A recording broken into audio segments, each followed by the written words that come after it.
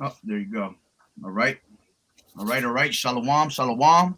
We like to start Shalom, off by shalom. saying, Barakatah Yahweh, Yahweh, Barakatah Rakatah Yahweh, Yahweh Shai, call Shai, Elohim, Shalom, Yahweh, Yahweh, Hashem, Ba'ashem, Yahushua, Bahashem, Ba'ashem, Barakadash. Rakadash. double honors to the elders and apostles of Great Millstone who grew well. Blessings and salutations to the hopeful elect that scattered abroad, the Akim and the Aquath that's listening in. Yahweh Ratazah, Lord willing, that the lesson is edifying. And before we go in, I just want to give the prayer, the Shema prayer, real quick. So Shema, Shema Yisrael, Yahweh, Yahweh, Yahweh, Yahweh, Yahweh. Yahweh, Echad. So what we're gonna get into today is the actual, the Passover, all right? Which the Passover is tomorrow, all right, starting in the evening, all right. And this is a very solemn assembly, meaning it is very serious, all right. So coming into this Passover, you have to make sure that you're doing everything according to the scriptures, all right. You have to, take out all leaven out of your homes. All right, you have to eat unleavened bread for 7 days. All right, you have to purge the leaven within yourself. You know, um, and again, this is a solemn assembly. You got a lot of camps that are bugged out, and they think that this is a time of feasting. All right. As a matter of fact, if a brother could bring out Ecclesiastes 5:1, Baba Hushar, or is it 7:1? I got you. Yeah, and this is the type of spirit that you want to be in, okay? Because this is a serious time, all right? This is not a time of having fun. This is not a time of, you know, going to the club and having a good old time.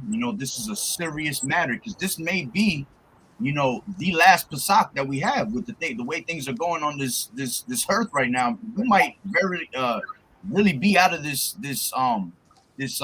time in this year, man. And Apostle Tahar has coined this year what? The year of the turn up, and things have been turned up. All right. And us being actually in the actual new year, which this is the true new year, all right, which is the month of Abib, all right, it's also known as Nisan, all right. This is the actual new year right now as we speak, and it started on March 2nd, all right. And then from March 2nd, you're supposed to count what? You're supposed to count your 14 days, and that's how you're able to know that we're in the time of the Pesach. All right. But you want to bring that out, brother? This is Ecclesiastes 3:1. I believe this is the one you're talking about. And it reads, to everything there is a season. Is that what you're looking for, Ak? Now I was looking for the one in House of Mirth, and but you can bring that out through the spirit, definitely. I'll grab it too. I'll get 7:2 next. Yeah, that's the one I wanted, 7:2. Yeah. To everything there is a season and a time to every purpose under heaven. Going to Ecclesiastes 7:2, and it reads, it is better to go to the house of mourning than to go to the house of feasting. For it is the end of all men, and the living will lay it to his heart. You see, so like the brother Ash was just bringing out, all right, there's a time, there's a purpose for everything under the sun, man. All right. And right now we're in very heavy times. All right. This is not the time of being in mirth. All right. This is not the time of, celebrations and having a good old time. We in serious times. What does it tell you in what is that, Second Timothy 2:3? It says that in those last days there shall be perilous times. We're in dangerous times. All right, that's what that word perilous goes into. Dangerous. All right. That's why it tells you in Ephesians 5:15, all right, to walk circumspect and not and be wise and not as fools, redeeming the time because the days are evil. Everything around us is wicked, man. There's nothing to be celebrating about because just like in the times of Noah, everybody was eating, having a good old time, getting married, partying it up. And what ended up happening? The flood came, and then they all were all taken away without them knowing. They were caught, unaware. And that's the spirit that is going to end up coming upon you if you're in that spirit of mirth. So like the brother brought, we're supposed to be in the house of mourning, and not in the house of feasting. And you got a lot of people that are in that spirit of having a good old time in the Pasach, cooking unlawful foods at the moment, eating leavened type of food. All right. Having you had last year, you had these bug out Sakari and all them celebrating it in strip joints, what looked to be as strip joints, that's not the spirit that you're supposed to be in, man. You got to be in that serious state of mind dedicating your time to Yahweh Shai, man, at this moment. Go ahead. If your brothers got something. I'm going to continue down to 3. This is Ecclesiastes 7:3. And it reads, sorrow is better than laughter, for by the sadness of the countenance, the heart is made better. Down to 4. The heart of the wise is in the house of mourning, but the heart of fools is in the house of mirth. And you had a lot of men, including men who are, calling themselves Israelites, in the house of mirth. They bring that mirth spirit to the Passover. When, the Passover was a very serious time. It was when, you had to have the blood on your doorpost, and that blood on your doorpost represents being covered by the blood of Yahweh Shai. And the Lord's Passover was a very serious moment, man. He was going to be sacrificed, man. And that's why we're supposed to eat, the Passover meal in haste to remember, what happened in ancient Egypt. That's it. I do have a precept to add. Go ahead. This is Ecclesiasticus 21:20. A fool lifteth up his voice with laughter, but a wise man doth scarce smile a little. Ooh. So, that's going into Ecclesiastes 1:17, I believe, as well, talking about, and I gave my heart to know madness and folly, and I perceived too that this was vexation of spirit, because the more you know, the more you're just like, damn. So then, and especially in this time, especially in the time of the solemn assembly of the Passover, this is not a time to be celebrating, because what was happening during the Last Supper, the Lord's Passover, he was getting ready to go on that cross. He was sweating blood. That's not a time to be, celebrating, having pre-Passover parties and Passover fashion shows last year. A lot of folly that we saw. So it's just, something we got to bring up again every year, because these other camps, they still haven't learned the weight of the matter. That's right. All I got. Matter of fact, I got a quick one to back you up. How you were saying, this is Ecclesiastes 1:18. The great and much wisdom is much grief, and he that increaseth knowledge increaseth in sorrow. You see, and that goes to show you that, coming with this truth, all right, it ain't all, laughs and giggles, man. At the end of the day, man, it's an actual thing that gets you vexed through the spirit even more. And with much knowledge comes all this grief, which that grief is what actually makes you focus more on the prize, man, of you trying to reach that salvation, because, it vexes your spirit so bad that you want to get up out of here. You want to get up out of here in haste. This is why it tells you in, what is it, 2 Peter 3, it tells you, looking for the day, hastening on to the day of our Lord, get up out of here in a rush, man. If we could get up out here today, right now, these next 5 minutes, we'd be out of here, But see, we come to this to suffer. We're made to suffer in this truth.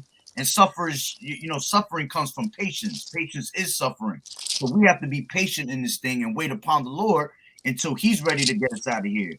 But while we're waiting, we have to occupy ourselves, man, till he comes, man. So you want to occupy yourself with righteousness, constantly being in the scriptures, all right? Dedicating your time to nothing but Yahweh Bashem Yahweh Shai, man. Go ahead. This is Isaiah 51:13. I'll get 12. Down to 14. And it reads, I, even I, am he that comforteth you. Who art thou that thou shouldest be afraid of a man that shall die? And what happened to the Egyptians and their army? They died. After Moses split the Red Sea, man, they tried to, follow us, and they were killed, man. They were destroyed. I'm going to start from the top. And this chapter right here, if you read the little header, it says, the Lord of hosts is his name. The Lord of armies, and who's the captain of the host? Yahweh Shai, the angel of the Lord, the destroyer, the author and finisher of our faith. That's right. This is I, even I, am he that comforted you. Who art thou that thou shouldest be afraid of a man that shall die? What's going to happen to Esau? He's going to die. The modern day Egyptians. And the son of man, which shall be made as grass. And forgettest the Lord Yahweh Bashem Yahshua, thy maker, that had stretched forth the heavens and laid the foundations of the earth, and has fear continually every day because of the fury of the oppressor. And what was going on in ancient Egypt? We were being oppressed, We were the ones that were building those pyramids, man, They That's right. they put taskmasters, in charge of us. They were putting hell on us. They were trying to kill all the male firstborns. You know, That's this right. is Isaiah 51:13 again from the middle, and has fear continually every day because of the fury of the oppressor, as if he were ready to destroy. Where is the fury of the oppressor? The captive, this is the point right here, the captive exile hasteneth that he may be loose, and that he should not die in the pit, nor that his bread should fail. And that pit is Babylon the Great. We don't want to be, given the judgment of the 2/3, man. You have a lot of our people who are following the ways of Esau, the modern day Egyptians, who are going to have to die the death of infidels. That's right. Come on, and that's also through the Spirit what the Passover is about too. It's about making sure that all Israel that is in the fold is accounted for, because this is a solemn assembly that was commanded that we follow from generation to generation. So think about the Jakes that aren't partaking, of this solemn assembly. In a way they're getting marked. It's just like when we were in the world, we were understanding what was going on, but when we came into this truth, there's no way we'd go back, Lord willing. Right.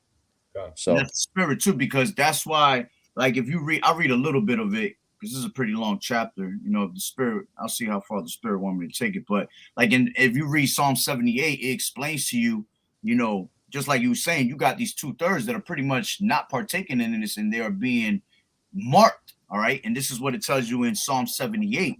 It says, "Give ear, O my people, to my law, incline your ears to the words of my mouth. I will open my mouth in a parable. I will utter dark sayings of old, which we have heard and known, and our fathers have told us.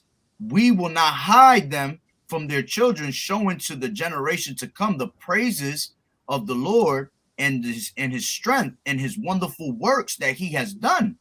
For he has established a testimony in Jacob and appointed a law in Israel, which he commanded our fathers that they should make them known to their children." Going to what you were saying, it's supposed to be passed on from generation to generation, man. And it says that, and go ahead. I was going to say, Salak, multiple times throughout Exodus chapter 12 as well, it always says, when your children ask you, this is what you'll tell them. When your sons ask you, this is what you'll tell them. So that's even reiterating the point that it would be, passed down to generation. That's right. As a matter of fact, it says that is in this next verse. This is 78:6, that the generation to come might know them, even the children which should be born, who should arise and declare them to their children. That they might set their hope in Yahweh and not forget the works of Yahweh Bashem Yahushai, but keep his commandments, and might not be as their fathers, a stubborn and rebellious generation, a generation that has set not their heart aright, and whose spirit was not steadfast with Yahweh Bashem Yahushai. It says the children of Ephraim, being armed and carrying bows, turned back in the days of battle. All right. And they kept not the covenant of Yahweh Bashem Yahushai, and refused to walk in his law, and forgot his works and wonders that he had showed them. And this is the thing that, in those times, man, you had Yahweh Bashem Yahushai ultimately being Yahushai, because like the brother Ash was bringing out, Yahushai was the one that brought him through all that. That was that death angel, that got him out of all that. But you had these people that were constant miracles were being done in front of their eyes, and they still were rebellious and still believed not. You see? Yeah. And that's like, when I hear about that, it's just like, damn, man, how can you see all that happening in front of you and you actually believe that these things were not happening through the spirit? You still denying Yahushua, man. In the wilderness, it said the pillar of cloud by day and then the pillar of fire by night did not depart them in that whole time. So they had a constant miracle that they were looking at physically the whole time, even when the wonders didn't come, like the manna didn't come, the quails didn't come, the rock didn't spew out water. They were literally looking at Yahushua, in that chariot, guiding them through the wilderness constantly. Exactly. This is a precept to go into what you guys are talking about. All right. A chapter, actually. I'm gonna get 1 through 10. I'm gonna just breeze through it. If y'all want to, jump in here and break it down. This is 1 Corinthians 10th chapter, and it reads, "Moreover, brethren, I would not that ye should be ignorant how that all our fathers were under the cloud and passed through the sea," talking about the Red Sea, under the cloud, Yahushua was in that chariot. That's right. Clouds are chariots, pursuant to Psalms 104 and 3. Yep. That's right. Yep. And it says, all were baptized unto Moses in the cloud and in the sea. All did eat the same spiritual meat, and all did drink the same spiritual drink, for they drank of that spiritual rock that followed them, and that rock was Hamashiach, Yahushua. Also that rock coming from in Daniel too. That's right. That's right. This is 1 Corinthians 10 and 5. But with many of them, the Most High was not well pleased. They were overthrown in the wilderness. Going into Jude 1 and 5 real quick. No bad. Came out a little earlier in the lesson I did earlier. Jude 1 and 5, and it reads, I will therefore put you in remembrance, though you once knew this, how the Lord, having saved the people out of the land of Egypt, afterward destroyed them that believe not. Destroyed them that believe not. And that's what's going to happen in this eon. He's going to destroy those that believe not. You know, those that don't have the blood of Yahushua covering them, man. You know? And the number of men. You know what I'm saying? You know, instead of mark on the forehead of the men that sigh and that cry for all the abominations that be done in the midst thereof. That mark is the Shawab. You know? Exactly. Ezekiel 9. Representative of the Passover, because also you have to have that blood of Yahushua covering you, you know? You know, the blood of Yahushua covering you.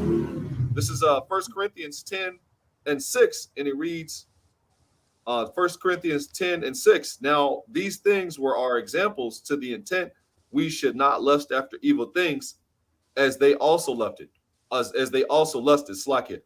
The golden calf, you know, Aaron, you know, right after they seen all the miracles, man, you know, where's that calf at, Aaron? True. Nevertheless, be idolaters, as some of them, as it is written, the people sat down to eat and drink and rose up to play. Neither let us commit fornication, as some of them committed, and fell in one day 3,000 and 20,000. Neither let us tempt Mashiach, as some of them also tempted and were destroyed of serpents. Neither murmur ye. And what were they doing? They were murmuring against Moses. You know, neither murmur ye, as some of them also murmured and were destroyed of the destroyer. And who's the destroyer? Yahushua Mashiach. That's right. That's right. Matter of fact, I'll jump real quick into 78 again and read a little bit. This is to back both of y'all up with what I was saying. All right, going into like the rocks, you know, that cloud again and all that. All right, this is Psalm 78 and 14. In the daytime also he led them with a cloud, and all the night with a light of fire. He clave the rocks in the wilderness and gave them drink out of the great depths. He brought streams also out of the rock and caused waters to run down like rivers. And they sinned yet more against him by provoking the Most High in the wilderness. And they tempted Yahweh in their heart by asking meat for their lust. Yeah, they spake against Yahweh. They said, can Yahweh furnish a table in the wilderness? Behold, he smote the rock. The waters gushed out and the streams overflowed. Can he give bread also? Can he provide flesh for his people? And hey, those people are pretty much in the same spirit today, you know?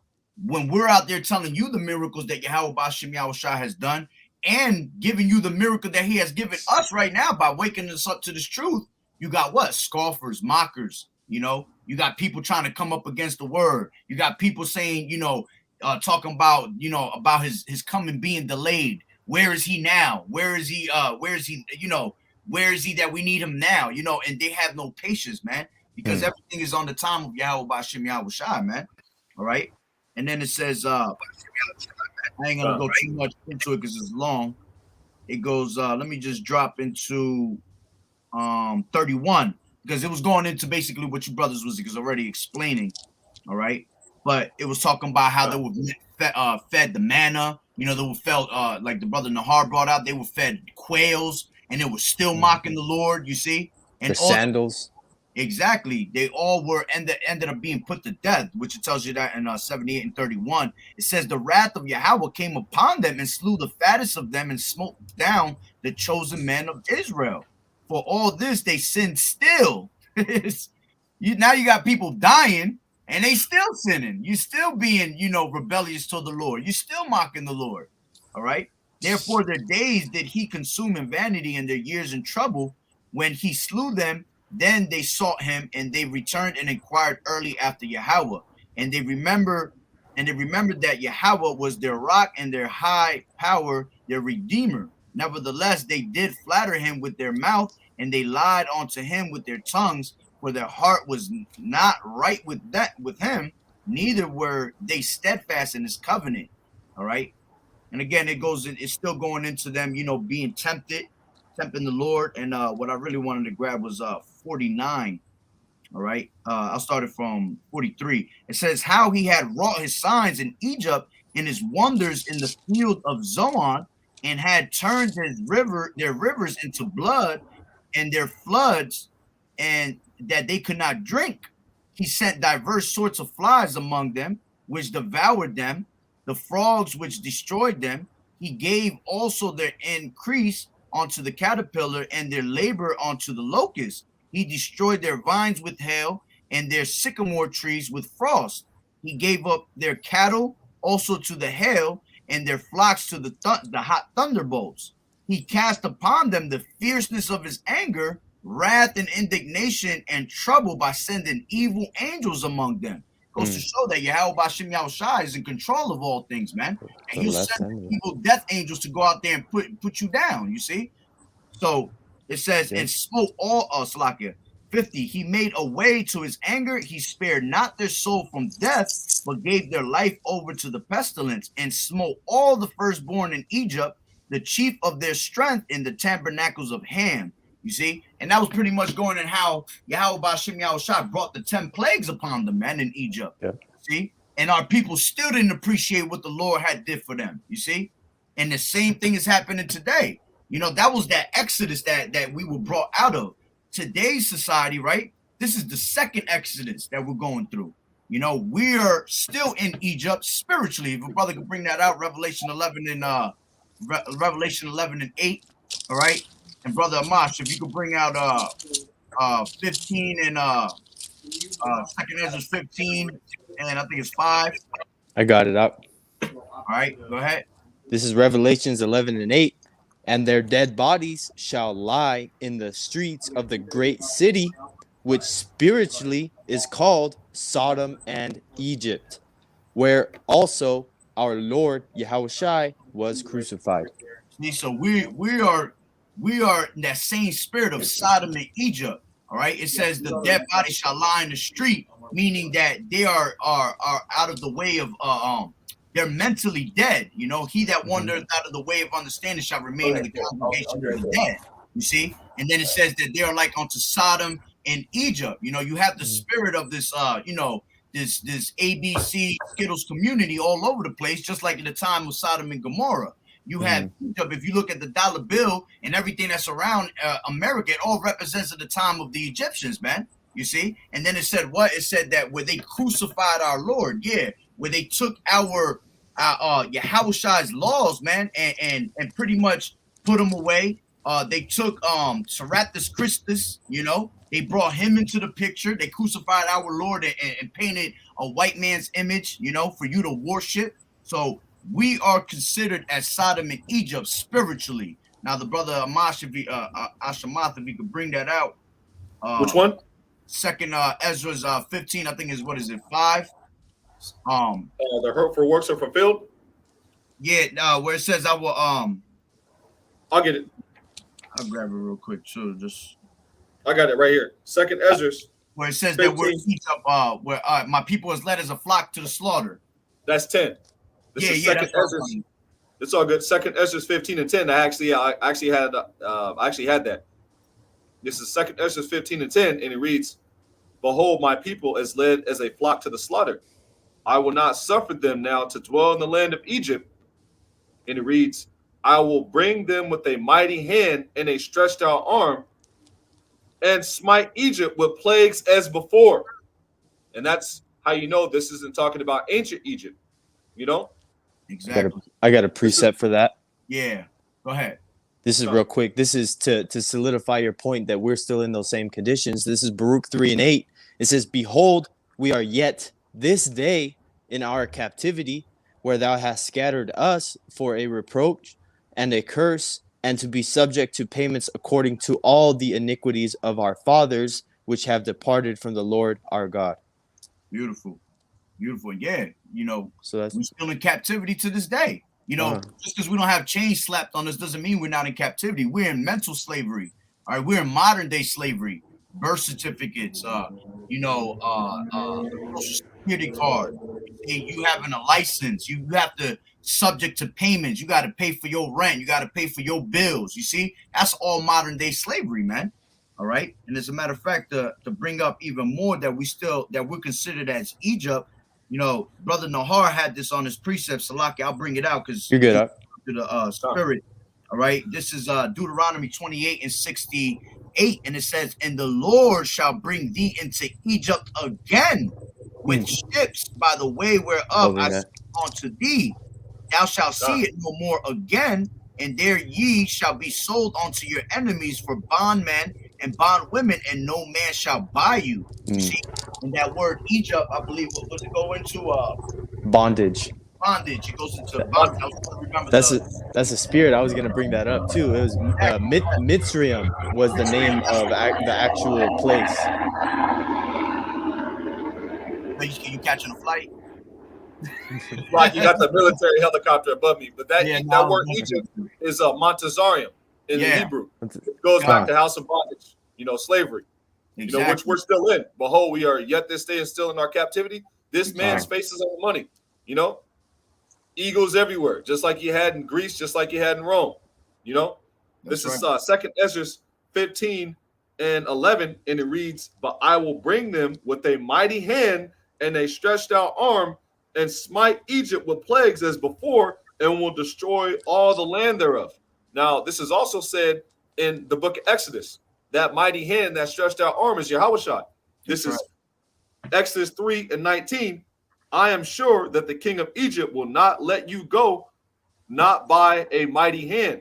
I will stretch out my hand, Yahushua, and smite Egypt with all my wonders, which I will do in the midst thereof. After that, he will let you go." And after the 10 plagues hit, Yahushua was sent to kill the firstborn. Pharaoh didn't want no more smoke, man. And after Yahushua cracks the sky, Esau, Edom, you're going to try to fight, but after you're destroyed, man, all the other nations, they ain't going to want no smoke. He's coming back to set down all power, rule, and authority, man. This is Exodus 61. "Then the Lord Yahweh said unto Moses, Now thou shalt see what I shall do to Pharaoh. For with a strong hand shall he let them go, and with a strong hand shall he drive them out of his land." And that period is to be celebrated, man, because that's a major high holy day, in the form of us getting delivered out of the hands of our enemies, man. And we're going to be delivered out of the hands of our enemies. I don't wrap this out. We endure to the end, man. That's right. All over again. And instead of all Egypt being delivered, instead of all Israel being delivered, out of Egypt, modern day Egypt, is only a remnant, which makes this even more special, man. Because the first Exodus, all Israel was delivered. Right. But this Exodus is going to be an even greater Exodus, because Yahushua is going to crack the sky and everybody's going to see him, man. Right. And only the remnant is going to be delivered, man. How beautiful is that, man? Beautiful. Exactly. And I was going to mention too, it also did say like 600,000 men, and that was only counting the men left out of Egypt. So 600,000 men, but that's not including the women, the children. So it was over 1 million people that got taken out in the wilderness, Yep. Roughly paraphrasing numbers wise, but there's a lot of people that died in the wilderness before seeing that new Jerusalem. That's right.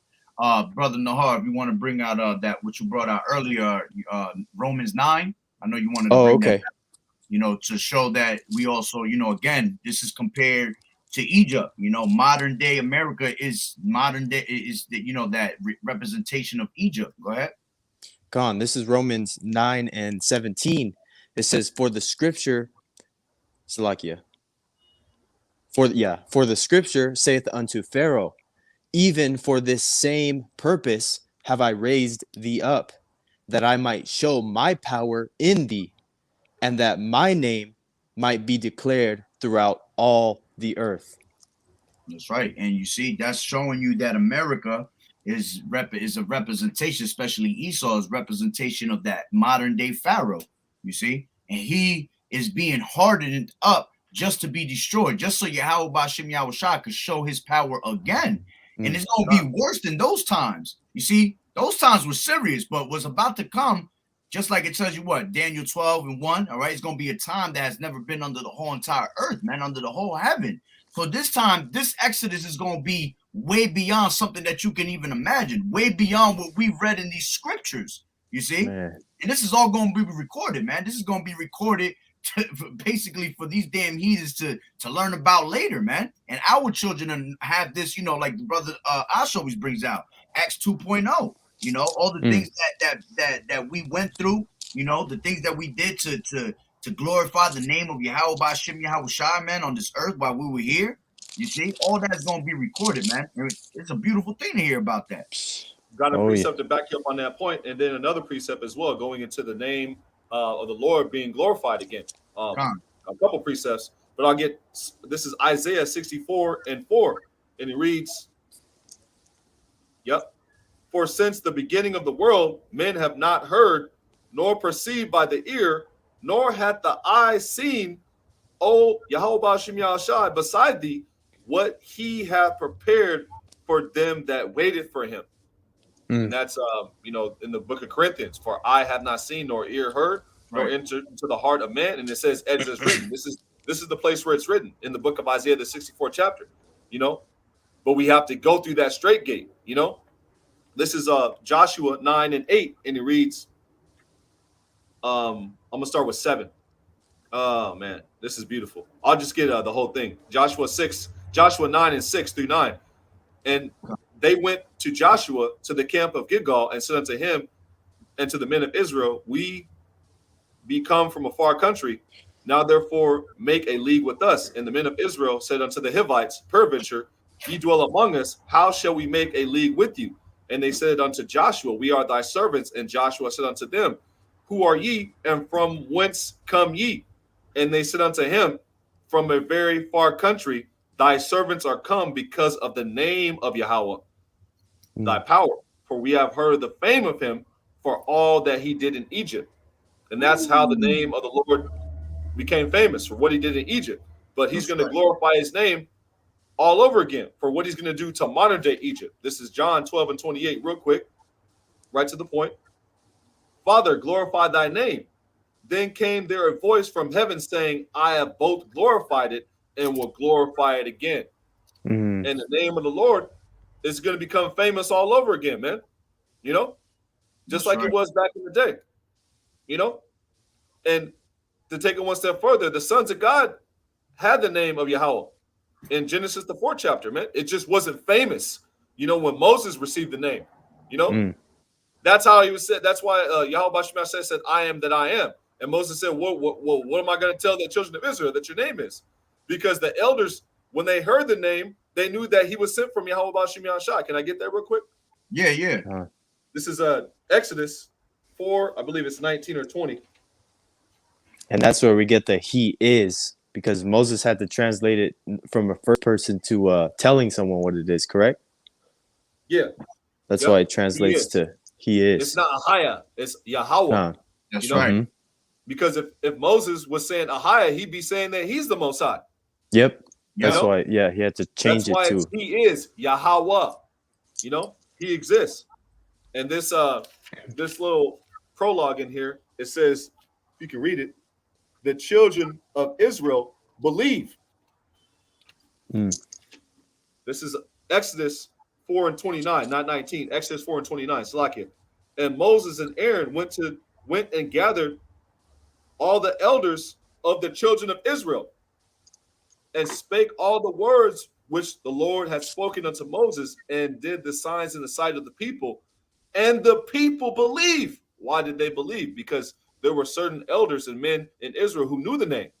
And that's how, you know, they were able to know that Yahweh Bashem Yahushua sent them, because they were like, what's his name? What's his name? Oh, for real? Man, okay. You got the rod with the serpent on it? Okay, well, you know, okay, for sure. You know, this is Exodus 4, and 30, and Aaron spake all the words which Yahweh Ba'ashem Yashai spoken to Moses, and did the signs in the sight of the people, and the people believed. So you had those that believed in ancient Egypt and those that didn't believe. That's you know, right. just like you have a remnant that believes now, man, and those that don't believe. Only thing is, even the non-believers got delivered back in the day.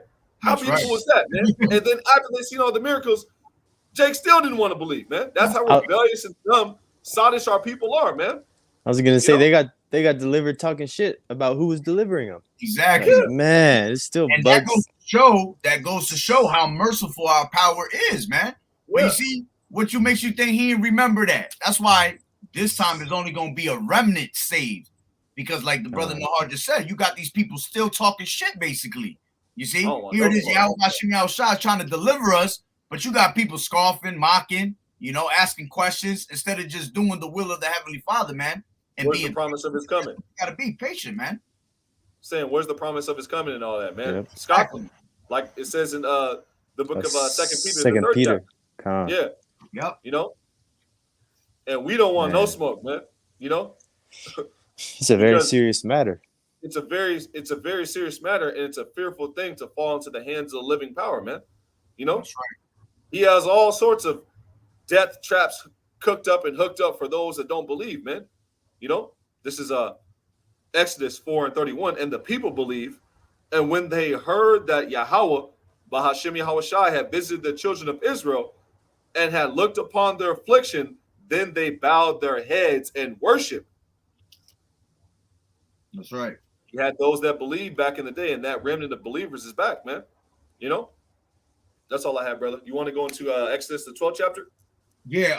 Let's go into that. Let's go into what it really, what it really represents, and because that was pretty much us going into how we were delivered out of Egypt, and that was the great part about it, man. It's gonna all lead to why we celebrate this and what it really, what it really means. All right. So, you want me to read it and then you can break it down? Yeah, you can do that, or I can read it. Don't matter. We'll go through the spirit. Go ahead. Pretty much it's self-explanatory anyway, Yeah. It's all good, but if there's any points, sometimes it's better if you have a brother read. Absolutely. And I can read for both you, Akim, too, if you wanted me to, and then you can both break it down. But whatever you want to.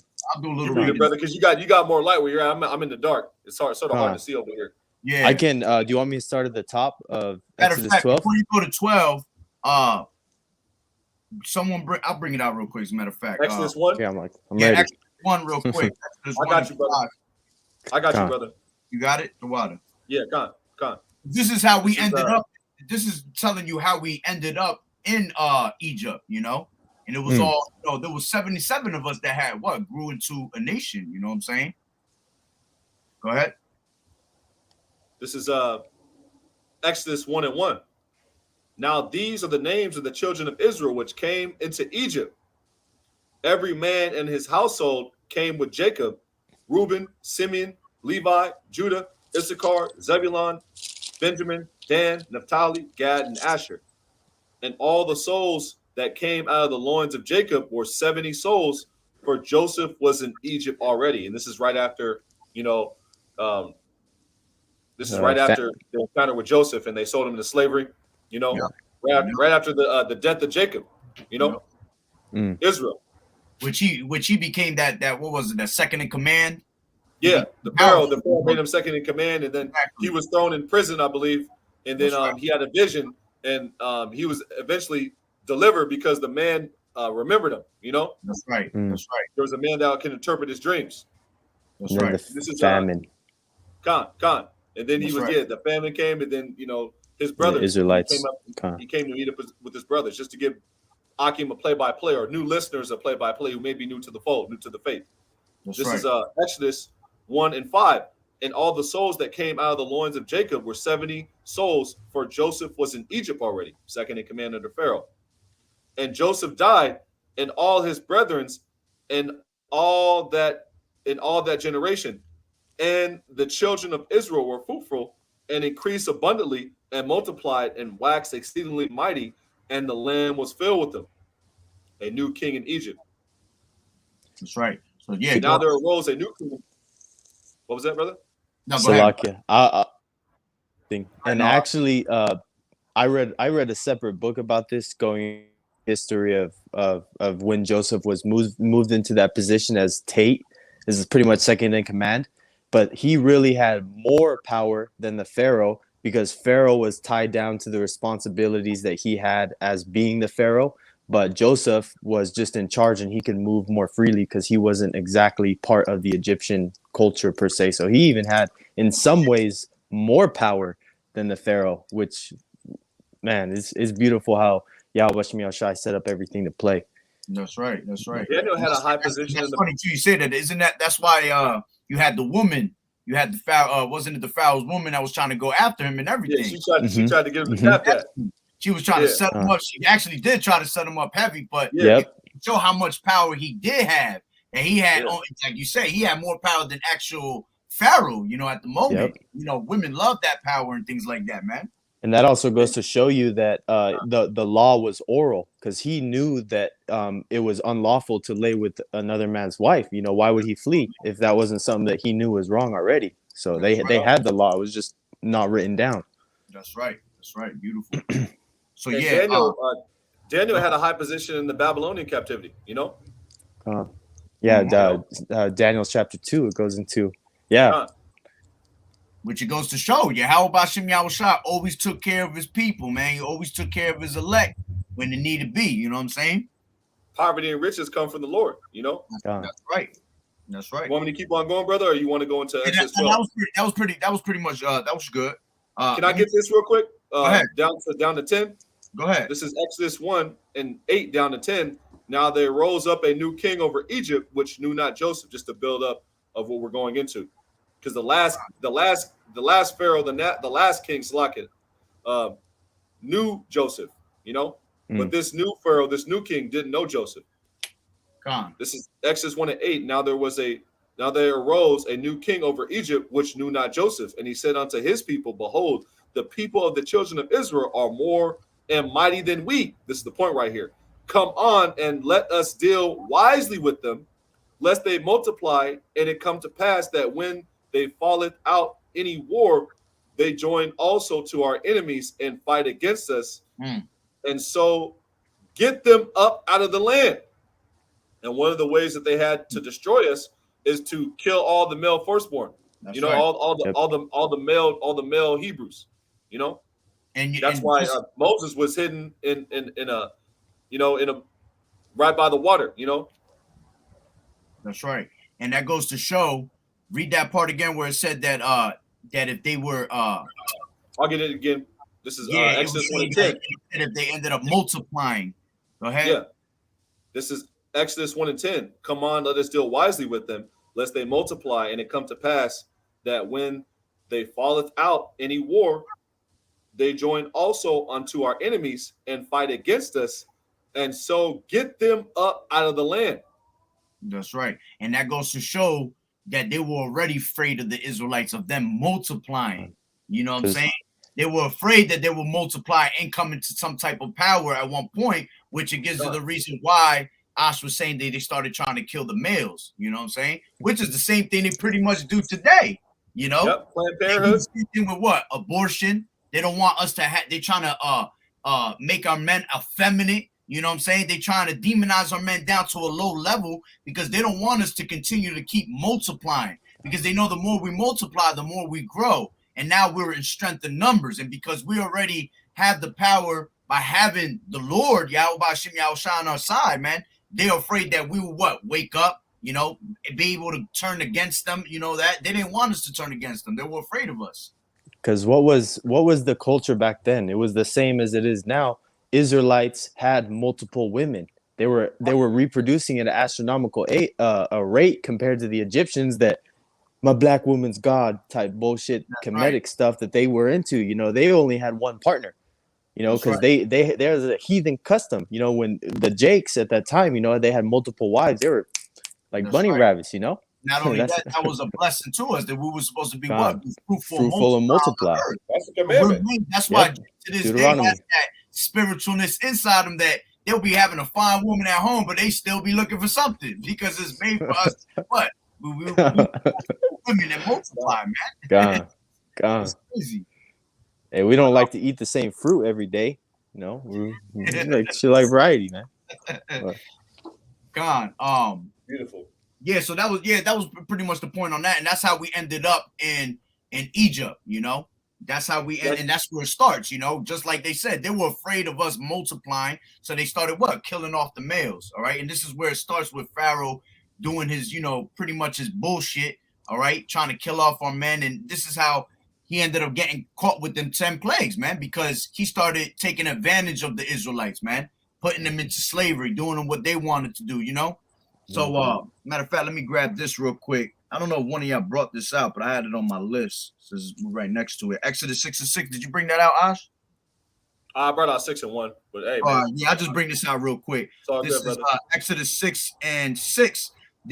Wherefore say unto the children of Israel, I am the Lord Yahweh B'Shem Yahushai, and I will bring you out from under the burdens of the Egyptians, and I will rid you out of their bondage, and I will redeem you with a stretched out arm and with great judgments. All right. So Yahweh B'Shem Yahushua was going to take us from among these damn heathens, man, which is from the tabernacles of Ham, the Africans. All right. And you got people that don't understand that. You got our people that want to be Africans. You are not of the descendants of Ham. You are the descendants of Shem. All right. As a matter of fact, to show you, want to back you up on that last precept. Because you mentioned the Lord's hand, the Lord's arm, and that's Yahweh Shai. That's right. This is Isaiah 59:1, the classic. Behold, the Lord's hand is not shortened that it cannot save. And what's Yahweh Shai known as? The deliverer, right, man. The redeemer. That's right. Isaiah 59:1. Behold, the Lord's hand is not shortened that it cannot save, neither is his ear heavy that it cannot hear. And he eventually heard our cries, That's right. When we were ancient Israel, when we were ancient Egypt, Salakia. Yeah. This is real quick to show you that we are not from the tabernacles of Ham, all right? Because the Lord put a division real quick, because you got our people that want to be African so bad. This is Exodus 8:23, and it says, and I will put a division between my people and thy people. Tomorrow shall this be a sign, right? And this is Exodus 11:7. But against any of the children of Israel shall not a dog move his tongue against man or beast, that ye may know how that the Lord does put a difference between the Egyptians and Israel, all right? And you have to understand that, we're dark-skinned, and we were all dark-skinned most likely in those times, you see, but we are not of the Egyptians. We're not of the descendants of Ham. All right, we are the Israelites, man. As a matter of fact, we look nothing like these people that come from the descendants of Ham. These people be bugged out. They look bugged out. You just like it goes. I forgot what chapter it is. Where it talks about, in the beginning they were always, we always stuck out from among the heathens, the children of Israel, basically. The trees that they were fairer than them, all of them in the garden and things like that. We were envious. Exactly. So we were never looking like any of these other heathen nations, man. We were the salt of the earth. We always stuck out. All right. And if you look at the people of, Africa today, man, they just bugged out, which today there will be, you got different ones. You got the Sudanese, things like that. Like I said, the Egyptians were of Ham, the Africans and all that. All right. But let's go. I got a couple hot boys. I got a couple hot boys for you. Yep. This is Jeremiah 13:23, and it reads, can the Ethiopian change his skin, or the leopard his spots? That's right. Then may ye also do good that are accustomed to do evil. And what did Ham do after Noah got drunk? That's right. Laughed. Peeped in on his father's nakedness and was talking shit, man. He did an Esau move. He did an Esau move, man. Yeah, that's exactly what he did, man. He did a profane ass Esau move, bro. Yeah, and that's that difference that we have, That's right. And they also said that the Hebrew women were lively, And That's even right. when we were going to cover the nakedness of Noah, our forefather, they walked backwards with the blanket. They didn't just throw it on them. They even had the Yeah. respect to, walk backwards and do it. So Right. that just goes to show the. Japheth did. That's crazy. As a matter of fact, to back you up real quick, Ash, this is Leviticus 10:10, and that ye may put difference between holy and unholy, and between unclean and clean. And Israel, yeah, we're going off now. We have literally overpassed the deeds of the wicked. But at the end of the day, we're that chosen generation being meant to be clean over the unclean. All right. We're supposed to be holy over the unholy. You know what I'm saying? This is Zephaniah 2:12. Ye Ethiopians, also ye shall be slain by my sword. And all these Ethiopians, these Cushites, these Somalians, these East Africans, South Africans, the Tyree, Zidon, you're all going into captivity, man. Let's read this in the NLT. Let's just see what it says. That's right. Because sometimes that NLT hits hard like Mike Tyson in the 80s, man. God. And they also brought over from Ethiopia there to the island of Jamaica, Benjamin. They brought that Haile Selassie bullshit too, that they're still messed up to this day about. Man, this is beautiful. This is Slocky, bro. I didn't mean to cut you off. Well, you this is Zephaniah in the NIV. This is Zephaniah 2:12 in the NIV. It calls them out. You Cushites too will be slain by my sword. The descendants of Cush. That's right. Who descended from Ham. That's right. It called them out by their actual biblical lineage, man. The NIV, Zephaniah 2:12 in the New International Version. You Cushites too will be slain by my sword. This is the NLV, the New Living Translation, NLT, Slakia. You Ethiopians will also be slaughtered by my sword, says the Lord. Woo! Right. That's beautiful, man. Yeah, man. That's all I had on that.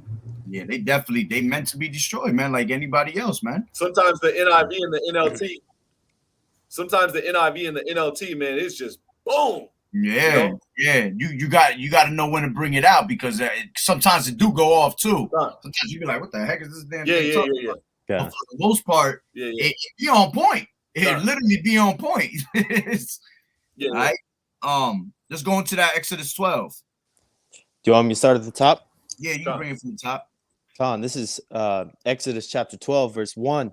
It says, "And the Lord spake unto Moses and Aaron in the land of Egypt, saying, This month shall be unto you the beginning of months. It shall be the first month of the year to you." And that's what Shawab spoke on in the beginning of the lesson.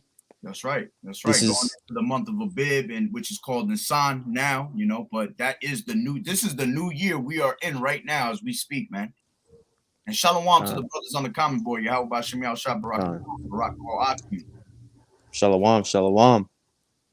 This is verse 3. "Speak ye unto all the congregation of Israel, saying, In the 10th day of this month they shall take to them every man a lamb, according to the house of their fathers, a lamb. And if the household be too little for the lamb, let him and his neighbor next unto his house take it according to the number of the souls. According to his eating shall make your count for the lamb." That's right. "Your lamb shall be without blemish, a male of the first. Ye shall take it out from the sheep or from the goats." Did you want to speak on that? Yeah, and that's the original way of us holding that custom down, that we had to go grab it had to be a male goat. What was it? First year unblemished. Year unblemished. Which that all goes into what's the precept where it talks about Yahweh was with the land without that represents Yahweh at the end of the day. There's also the other one is I weep to see who was worthy. I got it right now. Worthy to loose the 7 seals, First Peter, this is 1 Peter 1:19. All right, to show you that represented Yahweh. All right. This is 1 Peter 1:19, and it says, let me get there. I'll start from 18, and it says, "For as much as ye know that ye were not redeemed with corruptible things, as silver and gold, from your vain conversation received by tradition by your fathers, but with the precious blood of Hamashiach, as of a lamb without blemish and without spot." You see, and that represents Yahweh. This is why we have to have a lamb. So brothers is out there. Make sure you have a lamb, and if you can't get your hands on the lamb, it's all right. You can actually do it with a goat, goat. All right, but you really want to get a lamb too, because it really represents Yahweh, man. And of course, we're in a time period where you're not about to go out there and get one that's fresh. You know what I'm saying? The first year, you can't go to the store and ask them, was it just killed? In the first year, no, they're not gonna give you that information, man, because they don't even know. Was it a male? Exactly. You want to do it to the best of your ability. At the end of the day, we're rehearsing the righteous acts. This is a solemn assembly, which is serious. All right. But if something doesn't work out in your favor because of something is just not working out, you don't got to put yourself down, because at the end of the day, we are rehearsing the righteous acts, and Yahweh Bashem Yahweh knows your true intent to these things, man. He knows that you're really trying to keep it to the best of your ability. You just don't want to be on some safari spirit. You know what I'm saying? They out there bugging out, doing dumb shit. That's when you put yourself in a bad predicament, man. But go ahead. Because I had real quick, I'll speak. I had a younger brother ask me, since he's still in high school and he couldn't buy wine, how he should do it. I said, Ak, we were repeating the righteous acts. The lamb that we're taking is not fully 100 to the law. And I just suggested him to get like some sparkling non-alcoholic grape juice, Yeah. But, this, I told Yahweh Bashem Yahshua understands the circumstance. Not everyone is going to cook their lamb. Majority of people aren't over a fire, so. Yeah, and that's another thing. That's a good point. You said that. If brothers can, try to definitely get it. You could get yourself a little $25, $30 grill, throw a little charcoal on it. You could be creative too, because I actually got a pit in my backyard, an actual pit. So I'll make like a little fire pit, and I'll just throw like a little grill over it. You know what I'm saying? So if you could do that, hey, do that. That's the best way to do it, because you want to do it as best as you can, Exactly. Go ahead. This is continuing. You have something else? Oh, Salak. Nah, just because the first part of the precept, you talked about the moon and going into like the month. Real quick, Yeah. This is Sirach 43 and 6 down to 7. Yep. This is Sirach 43 and 6. He made the moon also to serve in her season for a declaration of time and a sign of the world. For Sirach 43 and 7, from the moon is the sign of feast, a light that decreaseth in her perfection. The month is called after her name, increasing wonderfully in her changing, being an instrument of the armies above, shining in the firmament of heaven. That's right. And there's a certain month that you hold the Pasach. That's right. And that's how we go according to the lunar, the lunar moon, A lot of people don't understand that, because they'll always try to be like, oh, how do you guys know you on the right day? Well, starting with the elders and apostles, man, they've been doing this for 30 plus years, man. They on point with what they're doing, And if how they on point too, because every time our high holy days come in, they always land on the Sabbath. Usually our high holy days, that first day is always a Sabbath anyway. So it actually lands right on the Sabbath. And this is how he's on point. The elders on point, because we came into the new year when? March 2nd. And also at the same time, when our hard holy days are happening, you got Esau doing his bullshit on the left-hand side. Yeah. That's another confirmation. Easter. Absolutely. As we're coming into the Pasach, what are people out here celebrating, all over Babylon the Great? St. Patrick's Day, man. That's right. Matter of fact, bring that out, Nahar, that you was gonna say that. That's a good point. When you was talking about what they celebrating and now. Because I always saw it as Easter, which goes back to Ishtar, Right. the Babylonian goddess deity that they would dip the blood of a sacrificed baby in, and then put the eggs underneath the altar. That's where you get the coloring of the eggs tradition. But people don't understand, man. It represents what is it? The goddess of fertility and all that Con. shit. You know, they Con. celebrate Ishtar. Easter, and you got these like fucking rabbits don't even lay eggs, bro. So, you know what I'm saying? So it goes to show you that's all heathen customs, man. Going back to these pagan customs. Matter of fact, I have a book somewhere. I ain't gonna bring it out, but it's called the delusion of delusions of witchcrafts, and that's a pretty good book. It actually goes into all these holidays, and it shows you that they were all paganistic holidays, man, and they all have a dark, evil meaning behind each one of them. So, like the Brotha Nahar bringing out, man, everybody that's celebrating the Passover, that's to America, and Easter and all that shit. That shit all goes back to a wicked ass agenda, man, that they have put on you, man, and it goes back into Ishtar, like the brother brought.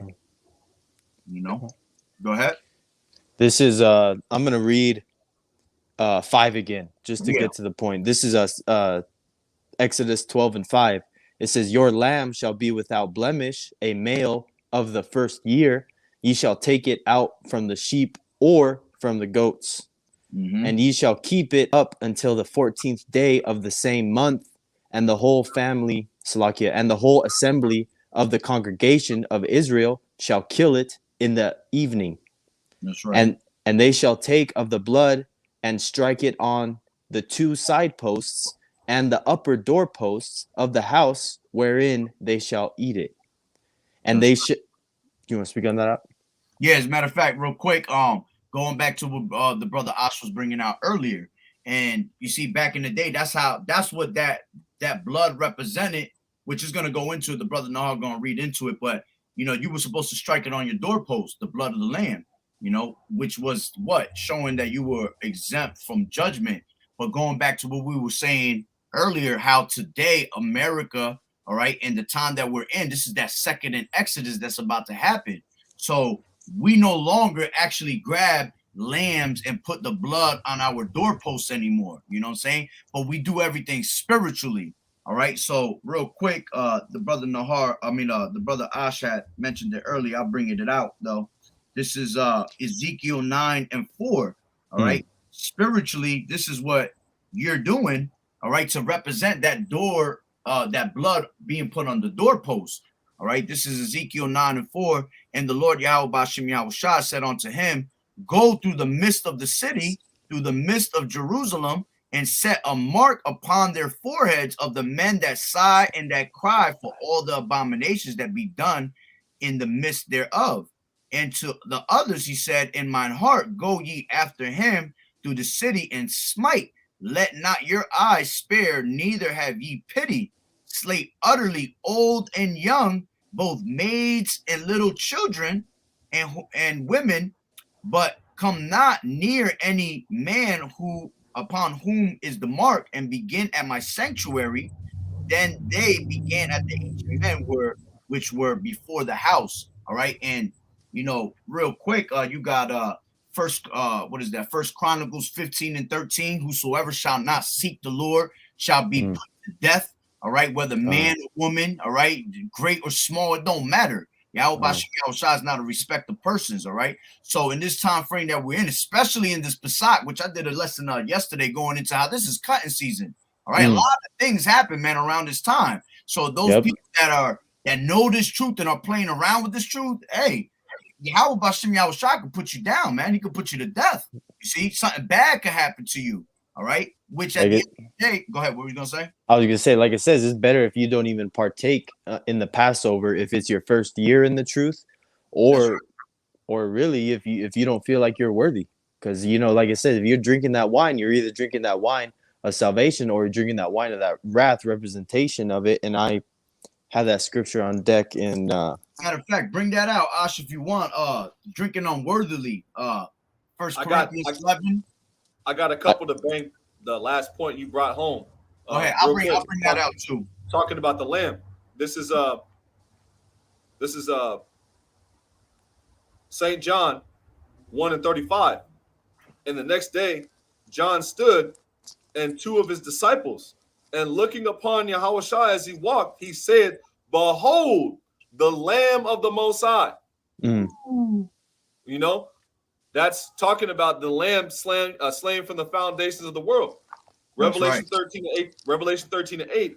And all that dwell upon the earth shall worship him. Who? The beast, Esau. And eventually take. You know what? I can't say it because this channel will get hit, just like the last channel got hit yesterday. This is and all that dwell upon the earth shall worship him, whose names are not written in the book of life of the Lamb slain from the foundation of the world. I'm going to read again. Revelation 13:8. And all that dwell upon the earth shall worship him, whose names are not written in the book of life of the Lamb slain from the foundation of the world. Talking about Yahushua. That's right. That's right. And this is Egypt 2.0. That's right. Going back to I got a precept of what Nahar was saying. All right, that is better that you don't, participate in it if you feel like you're not worthy of it. All right.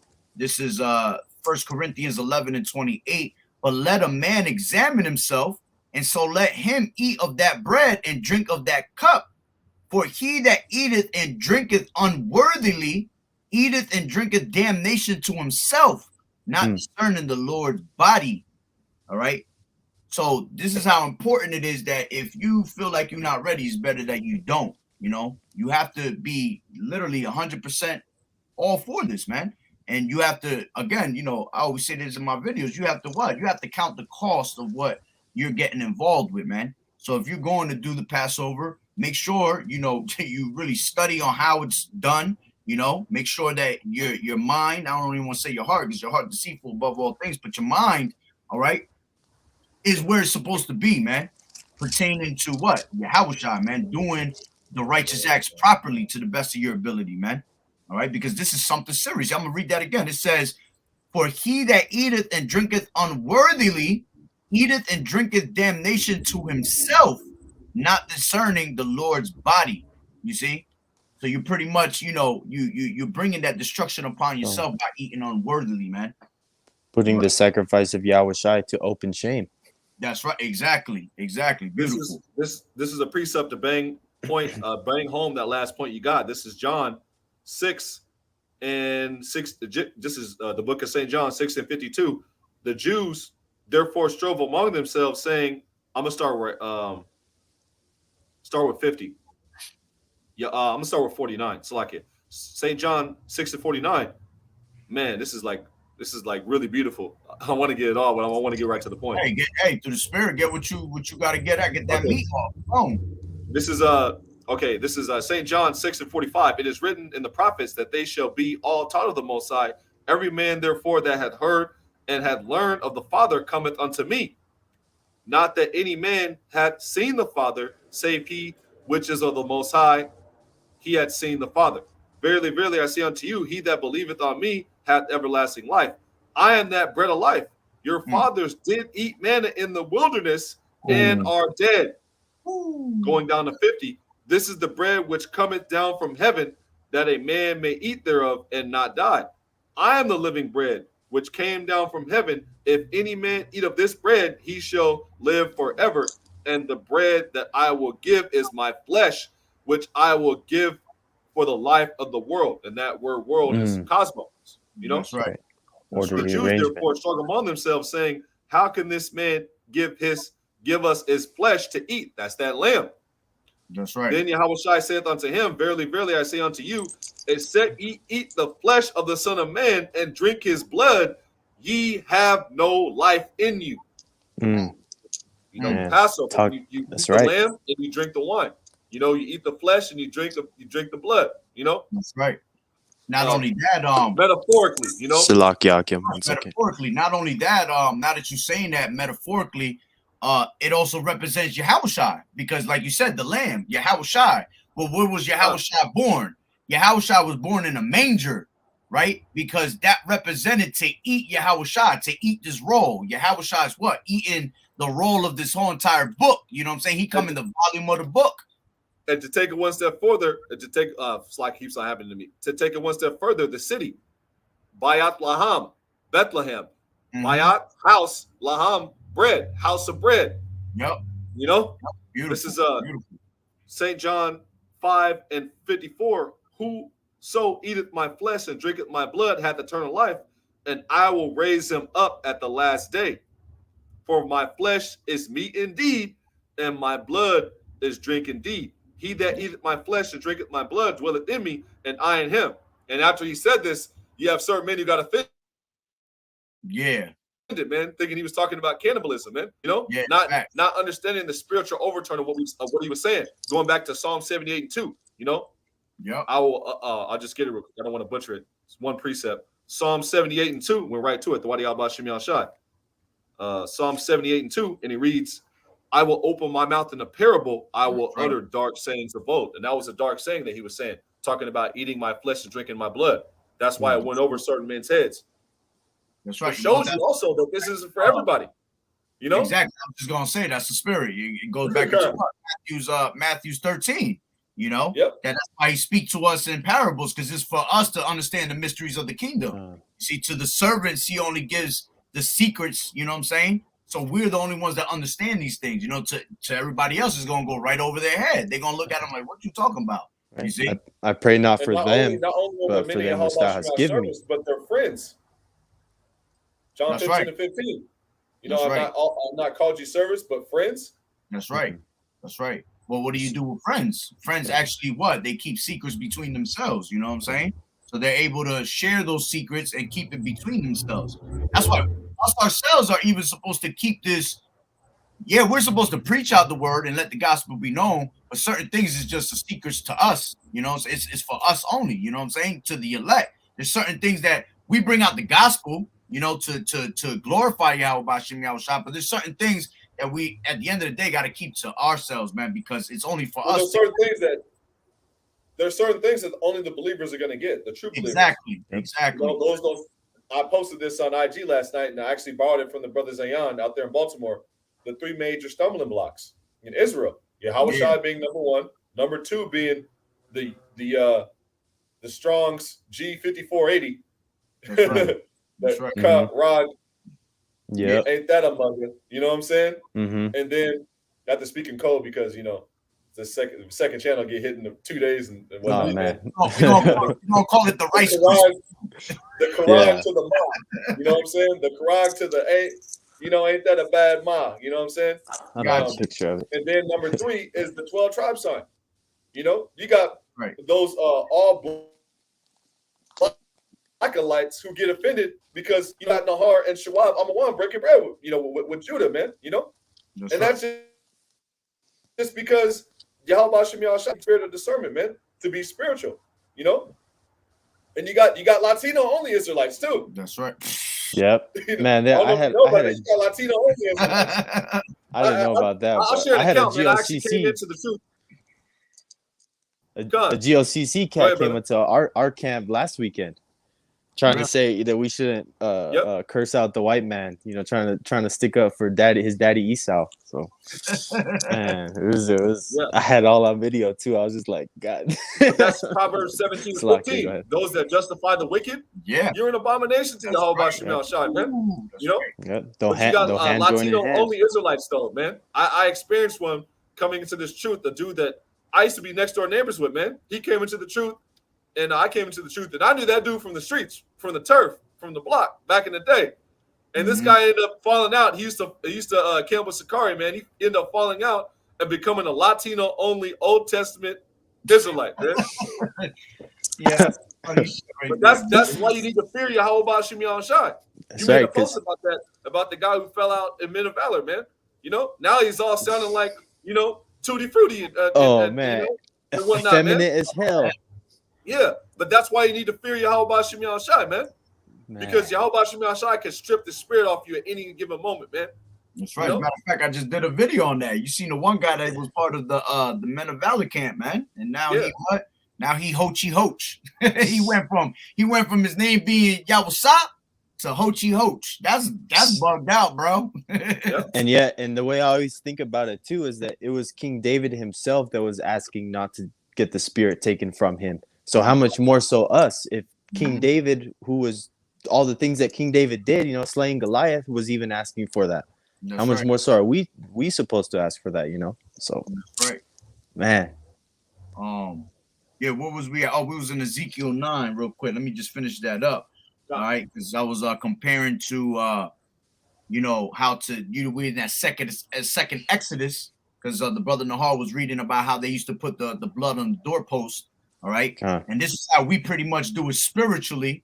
All right, and this is Ezekiel 9, and I'll read it. I'll read it from 4 again, Salakia.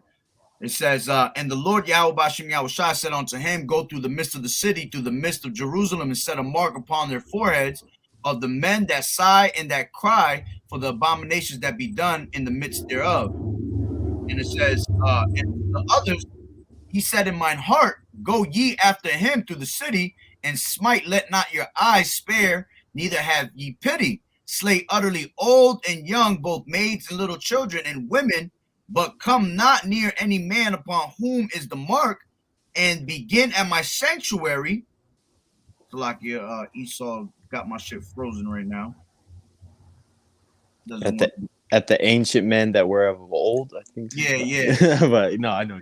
My shit is like those right now. know that they're Israelites, and that's men who are in the truth, man. You know, right? But going into that mark, all right, it goes into what the tawa. You know, which is that when you go into that word tawa in the Hebrew, it goes into what? Mark of exemption. So from judgment. What's the ultimate tawa? You having the names of the Lord, man. You having Yahweh Bashem Yahushai in your mindset, man. That's your tawa, all right, of today. That's you putting that blood on your doorpost today. You see, because as a matter of fact, what is our body? Our body's considered as our home. You understand? Temple. So us being the home, you putting that blood on your home, on your door, you see, and the door is your mind, basically. So now you are being exempt from judgment. So when the time comes for Exodus 2.0 to happen, Lord willing, Yahweh Bashem Yahushua have mercy upon us, right? And then we'll be able to be delivered. You see, he's gonna go past us because we believed in Yahweh Bashem Yahushua. But those that didn't believe, man, destroyed, man. You know, this is Revelation 14:1 to back you up on that point. And I looked, and lo, a lamb stood on the Mount Zion. That lamb is Yahushua, and with him 144,000. Talking about the governing body, having the Father's name written in their foreheads. That's right. That you having at the wall. You having Yahweh Bashem Yahushua, you know, in your forehead, man. You know, and in your spirit, you know, you having that spirit, man. You know, that's right. That's right. You getting the breath, man. You know, you having the name, the doctrine, you know, and the doctrine, that's the word. That's Yahushua.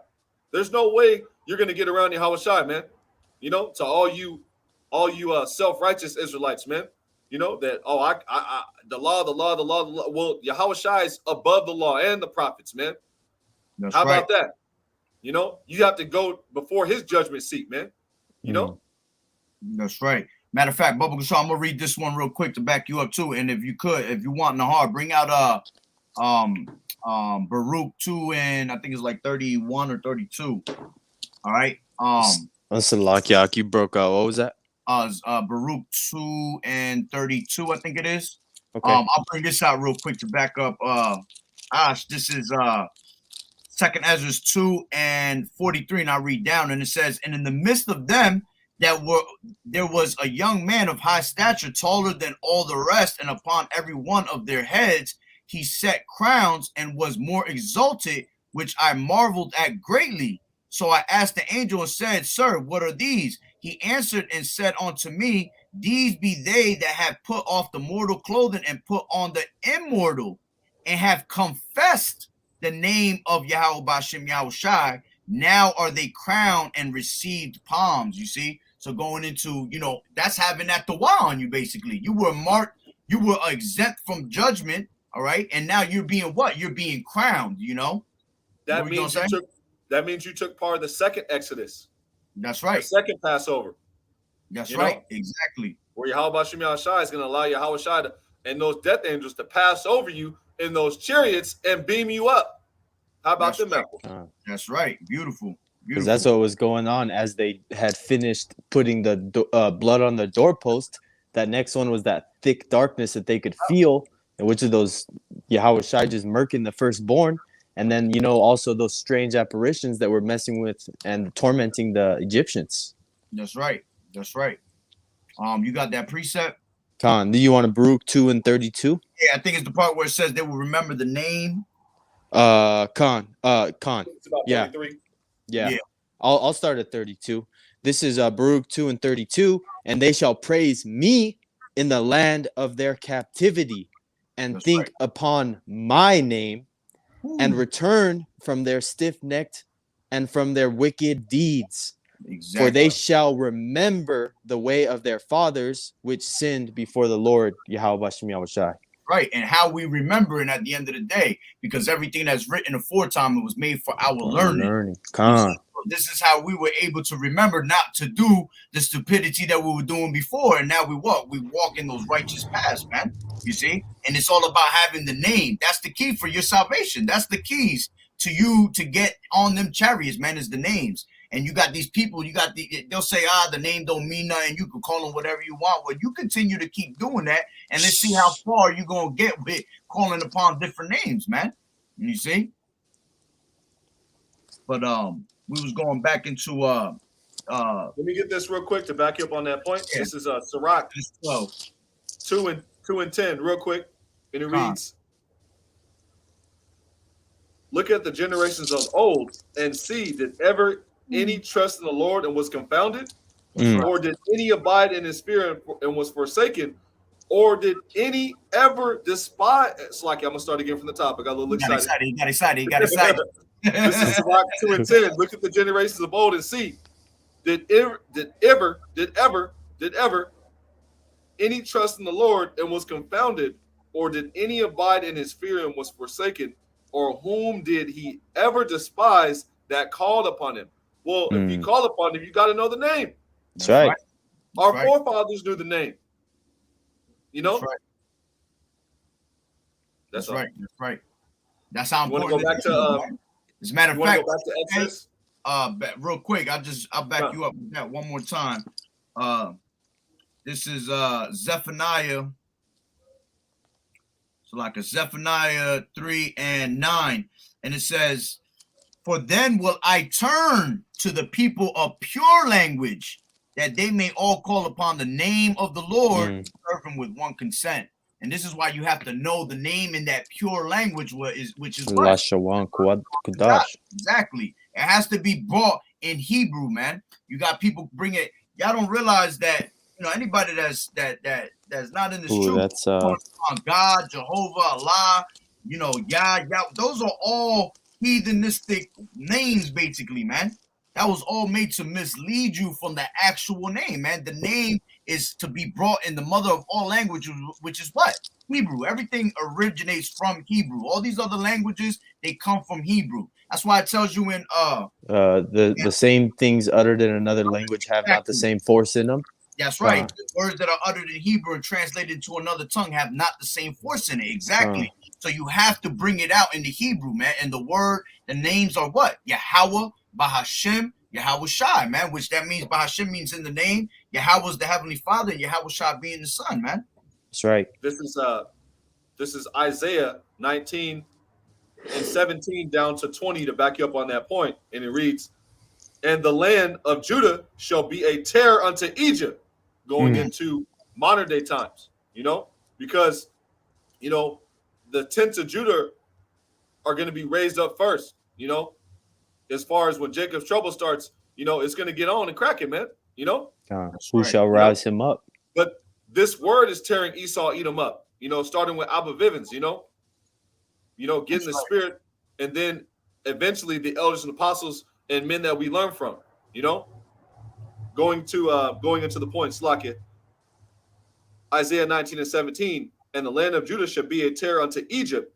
Every one that maketh mention thereof shall be afraid in himself because of the counsel of the Lord of hosts, the counsel of the Lord of hosts, the counsel of the Lord of armies, his men, the prophets. That's right. Which he had determined against it. This is the point right here to back you up on the last piece that we brought out. I believe it was Zephaniah 3 and 9. Yep.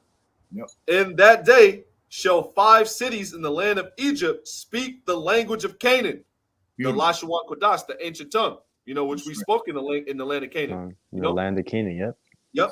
And 5 cities in that day, 5 cities in the land of Egypt, talking about modern day Montezarian, modern day Egypt. That's In right. that day, 5 cities in the land of Egypt speak the language. Like in that day, shall 5 cities in the land of Egypt speak the language of Canaan and swear to Yahweh Bashim Al Shai of hosts. One shall be called the city of destruction, Babylon the Great. Babylon the You know? Great, yeah. In that day shall there be an altar unto Yahweh in the midst of the land of Egypt, and a pillar at the border thereof to the Lord. And that altar is The where men, nukes. you know, were all to take it one step further. That altar is where men do the work of Yahweh Bashim Yahushai and make their body a living sacrifice. You know, we're giving up a sacrifice unto Yahweh Bashim Yahushai. You have men across the United States, all different time zones, like what we have right here: Pacific. We got 3 Central, different time zones. you got Pacific, Mountain, and then Eastern. You know, and we're making our body a living sacrifice. You know, this is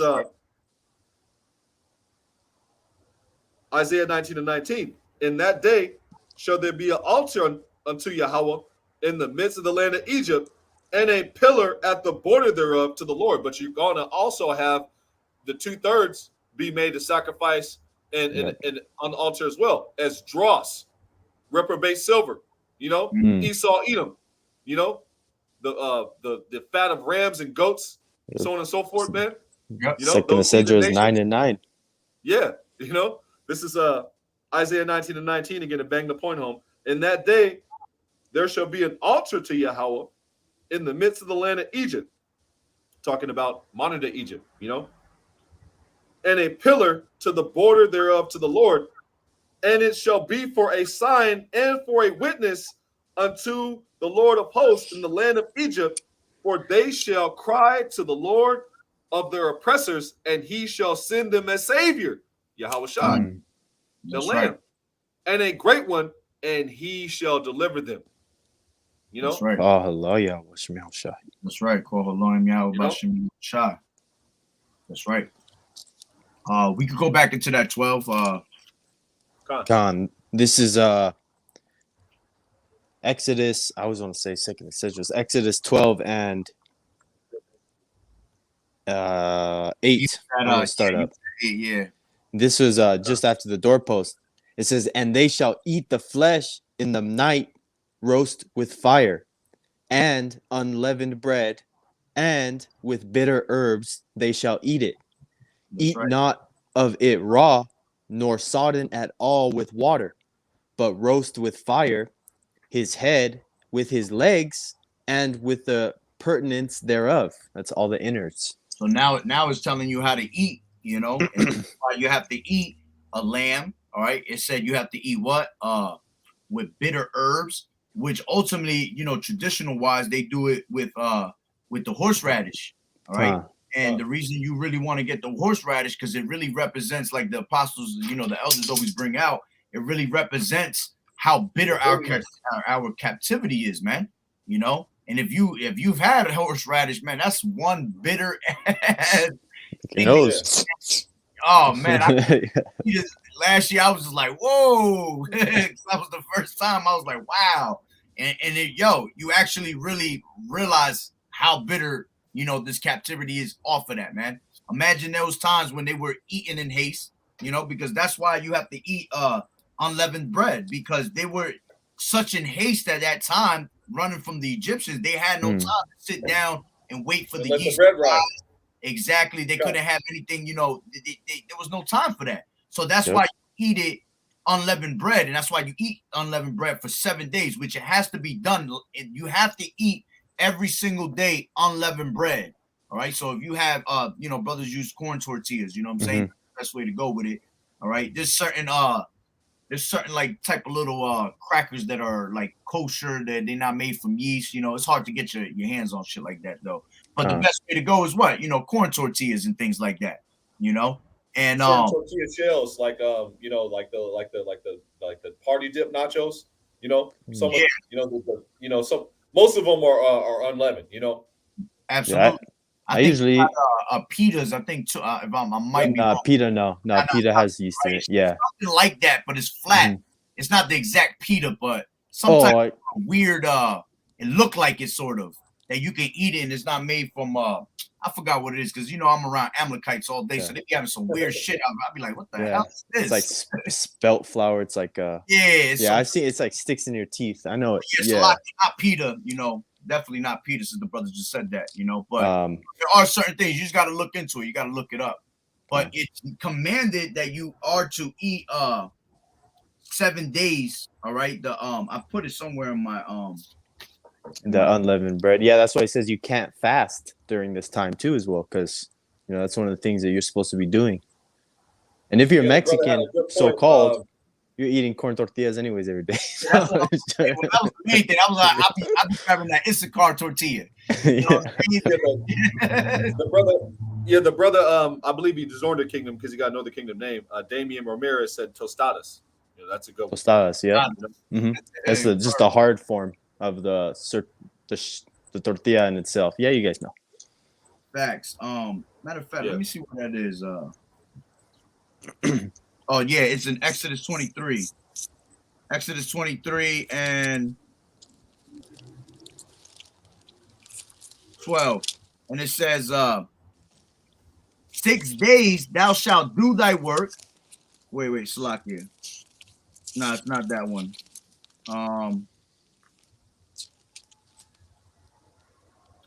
Salakia. It was somewhere I had put it. Now I put the wrong note, I think. How does that word? It was talking about how you were supposed to eat for 7 days the actual unleavened bread, right? But let me see if I do it this way real quick. Salakia. I think I put the wrong note when I wrote it down. I got excited like Ash when I was writing down the notes. This is, let me see. I think I got it right here. Leviticus 23.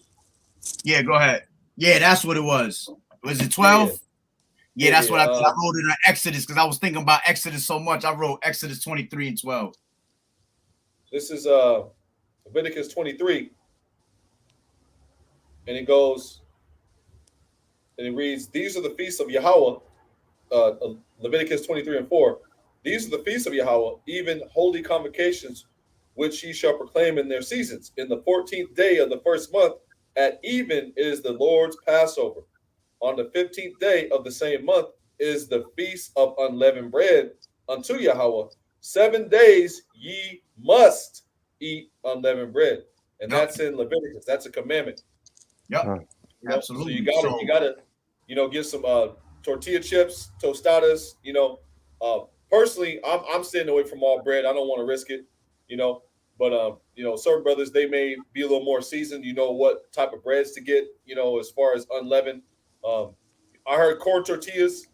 Yeah. One, another one is tamales. Tamales doesn't have any yeast, but it is that same corn masa that is used to make the corn tortillas. It's the same thing. It just has meat in it. So that's something that is okay to eat. Tamales. Okay. Tamales, yeah. That's good to know. That's good to know. I might have to look for Issachar around here with some tamales. Even tacos. Corn tortillas, a little bit of cebolla and cilantro. You're good to go. That's right. That's the best. Honestly, that's the best thing to have is, have yourself on deck with fruits and vegetables, man. You know what I'm saying? And then have those, have this unleavened bread on the side. Matter of fact, you could throw some vegetables right on a tortilla. Gone. You're just like you were saying. I was watching Elder Menata Zakba's live stream last night, and there was brothers giving advice, to the newer Akim, who may be coming into your first Passover that you're keeping. They were recommending different type of bitter herbs. So if you can't find horseradish, get ginger root. Like for example, I went to the store today and I couldn't find horseradish, but I found ginger root. It was actually cheap. It was like 39 cents, for some ginger root, Yep. So there's all sorts of alternatives if you can't find horseradish, And ginger root's really where I'm at, It's like 33 cents and I got a nice little chunk. And I looked up too a list of culinary bitter herbs, and it'll give you a list of what's. I don't know if that's still classified. If it's based off like white man's classification of Yeah, bitter yeah. herbs compared to what we believe as a bitter herb. I know parsley is a bitter herb, considered as a bitter herb. Mint also is considered as a bitter herb, Mm. you know, little things like that. Mm. So just a heads up for any if you can't get your hands on that, because not everybody does have that horseradish and things like Yeah, they that. didn't have no horseradish down here in Dago, man. No. Yeah, it's And hard. I went to the main supermarket was normally like stocked up. I couldn't find any horseradish, but I did find ginger root, and it was cheap. It was actually cheaper. I've seen horseradish mainly in like a sauce, but check the ingredients list that it doesn't have any yeast in it. Yeah, don't get it from the. I almost did that mistake last year. Yeah, check the yeast. In it. Yeah, it does have yeast. As a matter of fact, it's not even the same type of horseradish if you really think about it, because like I've had that horseradish sauce. It tastes nothing like what a real horseradish is. I never had horseradish till I held the Passover last year, and I was just like, wow, this is something else right here. Did you take a big bite? Oh, exactly what it was, because I like food. I was like, oh, I'm about to try this, and when I took that big bite, bro, I was like, oh. I was about to cry, bro. Yeah. That had me on a whole nother level. God. But go ahead. This is continuing in Exodus 12. This is what you want to write up. Yeah. Okay, this is it was 12 and 10, you said, right? Con. Yeah. You know, rod aside, Puget therapy. Yep. Verse 10, and ye shall let nothing of it remain until the morning, and that which remaineth of it until the morning ye shall burn with fire. And thus, sorry, right there, don't have no leftovers. Leftovers gotta go. You're really supposed to burn them away. You know what I'm saying? But if you got to throw them out. You can't keep them. Go ahead. And thus shall ye eat it, with your loins girded, your shoes on your feet, and your staff in your hand, and ye shall eat it in haste. It is the Lord's Passover. Yahweh Bashem Yahushai. So you got to be dressed up with your garments on, and that all represents of how we were in those days in haste. We was on the run. We was on the go. Pharaoh. Staff, so, not everybody has a staff, but if you have a staff, you got to be having it in your hand, Yep. And you keep on from there. Go ahead. This is 12. It says, for I will pass through the land of Egypt this night, and will smite all the firstborn in the land of Egypt, both man and beast, and against all the gods, lowercase g, of will execute judgment. I am the Lord, Yahweh Bashem Yahushai. And you saying that's exactly what's going to happen on this side. All these gods of Esau, all these different religions, all that is going to be confounded when the time comes that Yahweh shall crack them clouds, man. That's right. All these gods are going to be confounded out here, man. I see Osh ready to bring something out. I actually had it on deck because when we got to this point, I was going to bring this precept. We get to talking about this topic, as far as, Yahweh shall come and destroy this man. This is 2 Peter 3, and I'll get right to the point. 2 Peter 3 and 9. The Lord is not slack concerning his promise, as some men count slackness, but is long suffering to usward, not willing that any should perish, but that all should come to repentance. That any is talking about the elect, and that all that's talked about is the elect, the elect of the nation of Israel, because those are the only ones that are going to repent. This is 2 Peter 3 and 10. But the day of Adonai Yahweh Bashem Yahshai will come as a thief in the night, in which the heavens shall pass away, and a great noise, and the elements shall melt with fervent heat. The earth also and the works thereof that are therein shall be burnt up. Talking about Babylon the Great and the set places on the earth that the nukes are going to hit. Because not only do the Russians and America's enemies have nukes, not only do America's enemies have nukes, but America has nukes. So other places on the earth are going to get bombed as well. That's right. This is 2 Peter 3 and 11, seeing that all these things shall be dissolved, what manner of persons ought ye to be in all holy conversation and godliness, looking for and hasting, and that's what you do when you eat the Passover. You eat it in hasting, That's right. 2 Peter 3 and 11, 2 Peter 3 and 12, looking for and hasting unto the coming of the day of the Most High, wherein the heavens shall be filled with fire, in which the heavens. I'm gonna start from the top. I got a little excited. 2 Peter 3:11, looking for and hasting unto the coming of the day of our power, wherein the heavens being on fire shall be dissolved, and the elements shall melt with fervent heat. That's right. Nevertheless, we, according to his promise, look for new heavens and a new earth, wherein dwelleth righteousness. Wherefore, right. beloved, seeing that ye look for such things, be diligent that ye may be found of him in peace, without spot and blameless, going into that unblemished lamb. You That's being right. in the spirit of Yahweh Shai. Let me get one more because you talk. I mentioned Babylon being destroyed. Well, let's go to the book of Luke.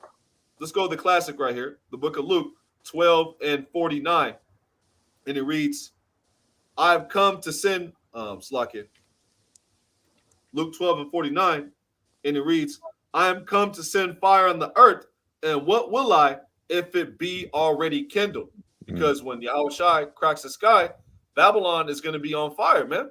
That's right. From the ICBM missiles, and there's going to be more fireman. Yeah, from them more chariots, fire, more fire. more fireman. The Benjamin. That out because that going into America gonna be that ultimate altar, and it's gonna be hit with what? That fire. You know what I'm saying? So who's the ones that are gonna be saved out of it? Is gonna be the lambs. I mean the lamb is gonna come save the elect. And it goes to show how that's going into that Exodus 2.0. You see, going into that Passover all over again, basically being being exempt from the judgment, and this place being on from fire. Our enemies. Huh? Being redeemed from our enemies, having our enemies destroyed, man. Exactly. That's beautiful right there. That's beautiful. And that's going to be a new high holy day in the kingdom, man. Right. Celebrating the destruction of America, man. That's right. I've heard the elders say that plenty of times, man, and it hits. When you actually hear an elder say it, man, that's going to be a new high holy day in the kingdom, man. Us celebrating the destruction of Babylon the Great, man. The final Montezarian, man. In this place, that's a prayer that's been going up lately. Is bring the chip. That's right. I was gonna say, Lord willing, that's not a solemn assembly, because that's the time to celebrate the blessed be the man that see the fall of his enemies. That's roughly, the time to have speaking that, as a man. That's the time to have that. Was that King Josiah? The type of Passover where it's festive. Oh, Con, the excuse that all the other camps use to have a big Passover. I believe it's in the book of Chronicles. Where I saw that. Yeah, I believe it's King Josiah, and if I have it wrong as far as the pronunciation of the king's name, Slaki, Josiah, I believe. Yeah, it's his Passover, but that's the type of Passover that that's the type of high holy day. Better yet, that's the type of festive event that the destruction of Babylon the Great most likely, we're hoping will be. Not a solemn assembly, because man, we're delivered. That's party time, man. This place needs to burn, baby, burn, man. That's right. And rightfully so, man. And that's the spirit that the men of Yahweh Shem Yashai are in, man. We want to see this place be destroyed, man. We want to be redeemed from our enemies. We want a kingdom wherein dwelleth righteousness, man. We have no yesterday here, man, but we seek one to come. But first, we got to get passed over. Yahweh Shem Yashai has to, mark us as far as exempt from judgment, man. The Passover 2.0, having the blood on our doorstep, on the doorstep of our mind, on our metapon. That's right. Yeah, go ahead. Continue, Nahar. This is continuing. This is 13. And the blood shall be to you for a token upon the houses where you are, like we were just speaking on. And when I see the blood, I will pass over you, and the plague shall not be upon you to destroy you when I smite the land of Egypt.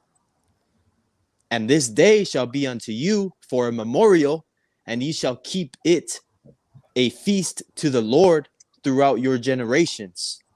You shall keep it at a feast by Salakia. You shall keep it a feast by an ordinance forever. 7 days shall ye eat unleavened bread, even the first day ye shall put away leaven out of your houses. For whosoever eateth leavened bread from the first day until the seventh day, that soul shall be cut off from Israel. Ooh, that's heavy too. That's just scary just to hear that. Yeah, And you better. this is why brothers take it serious. You know what I'm saying? This is a solemn assembly. This is it's about your life on the line. You know what I'm saying? You'll be cut off from Israel if you have leaven in your home.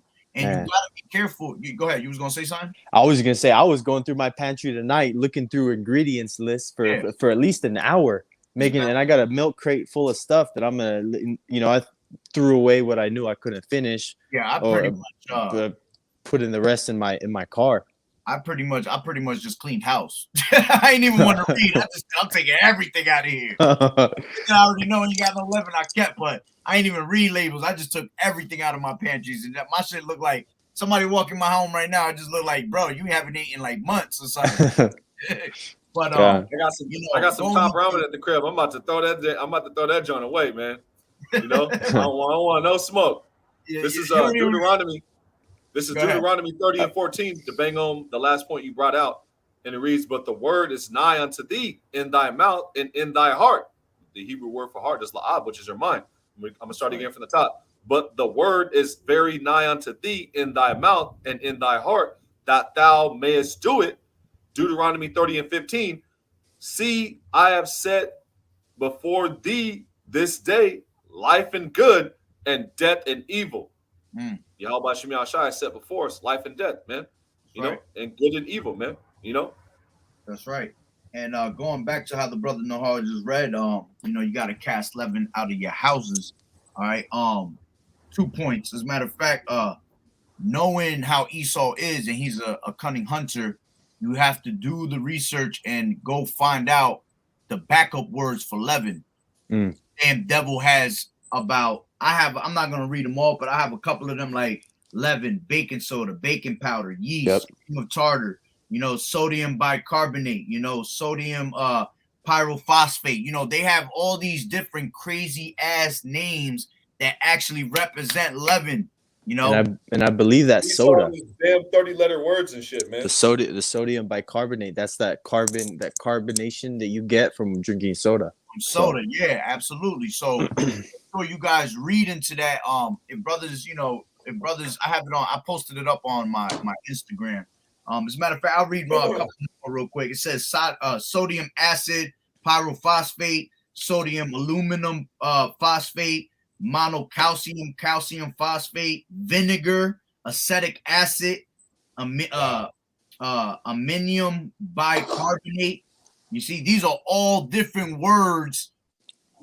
Put it this way. The best way to do it is if you look at your ingredients and that shit got over 3, 4, 5 different ingredients on it, put that shit somewhere, man, because, there's nothing that we eat that should have that many ingredients anyway. You want it as pure as you can possibly eat it. And living in Babylon the Great, man, you constantly have everything is processed, made with mixtures of chemicals upon chemicals, man.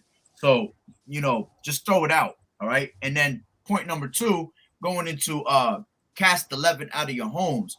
Well, ourselves, right? We are that temple. Our body's that temple.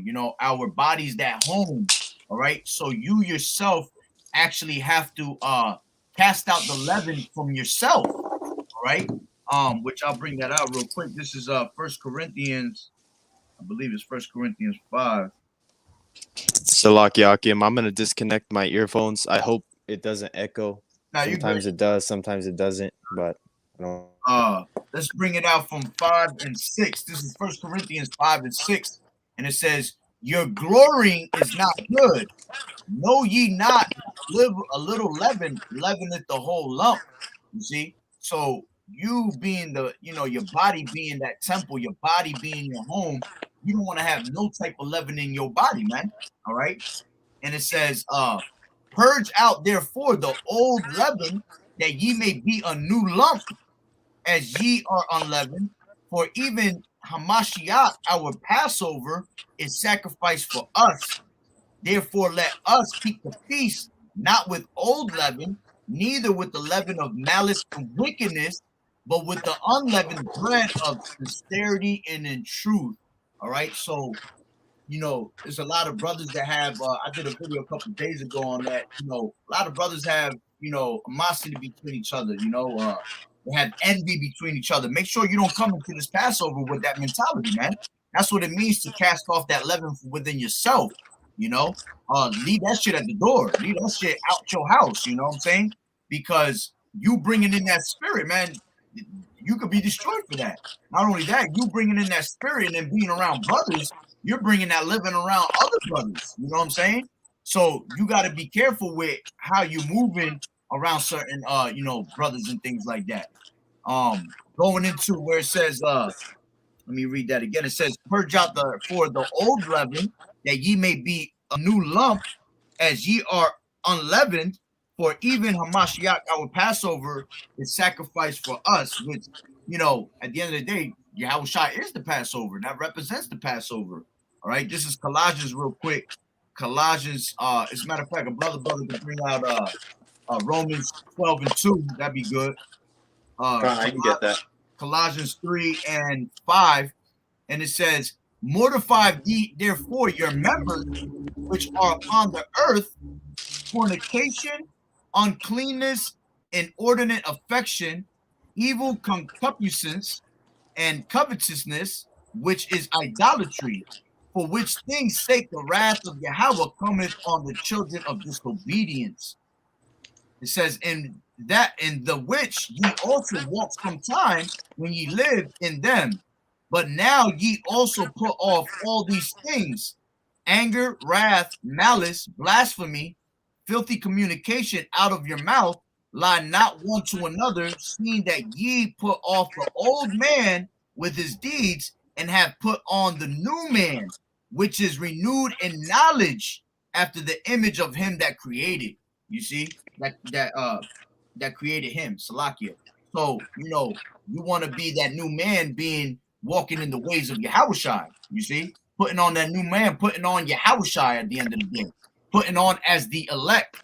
All right. Brother got Romans 12 and 2. Khan, I do. This is Romans 12 and 2. It says, and be not conformed to this world, but be ye transformed by the renewing of your mind, that ye may prove what is that good, that acceptable, and perfect will of Yahweh Bashem Yahushua. Exactly. So putting off that old leaven is putting off the old ways behind you. Leaving that, don't bring that into the Passover, because why? This is a solemn assembly, something serious. All right. And you bringing in that old leaven, a little leaven, it the whole lump. You see, that whole little leaven will turn into more leaven later, because it's in your spirit, it's on your it's in your soul, So make sure that you leave all that wickedness behind, man. That also is what it represents as, getting that leaven out of your homes, because your body is that temple. Your body is your home. You understand? Exactly. Because Go ahead. I was gonna say, what's really more important, making sure that you got every ingredient out of your house that has leaven in it, and then still you yourself is not changed from, let's say from the person you were from the year before to improving to now, or even you coming into this thing being a renewed person. What's more important, actually changing yourself and getting out of the leaven of yourself, a little leaven the whole lump, or making sure all your ingredients are there just so you could get together for a Passover. Exactly. It's way more, it's deeper than that. Exactly. What you gonna bring out? This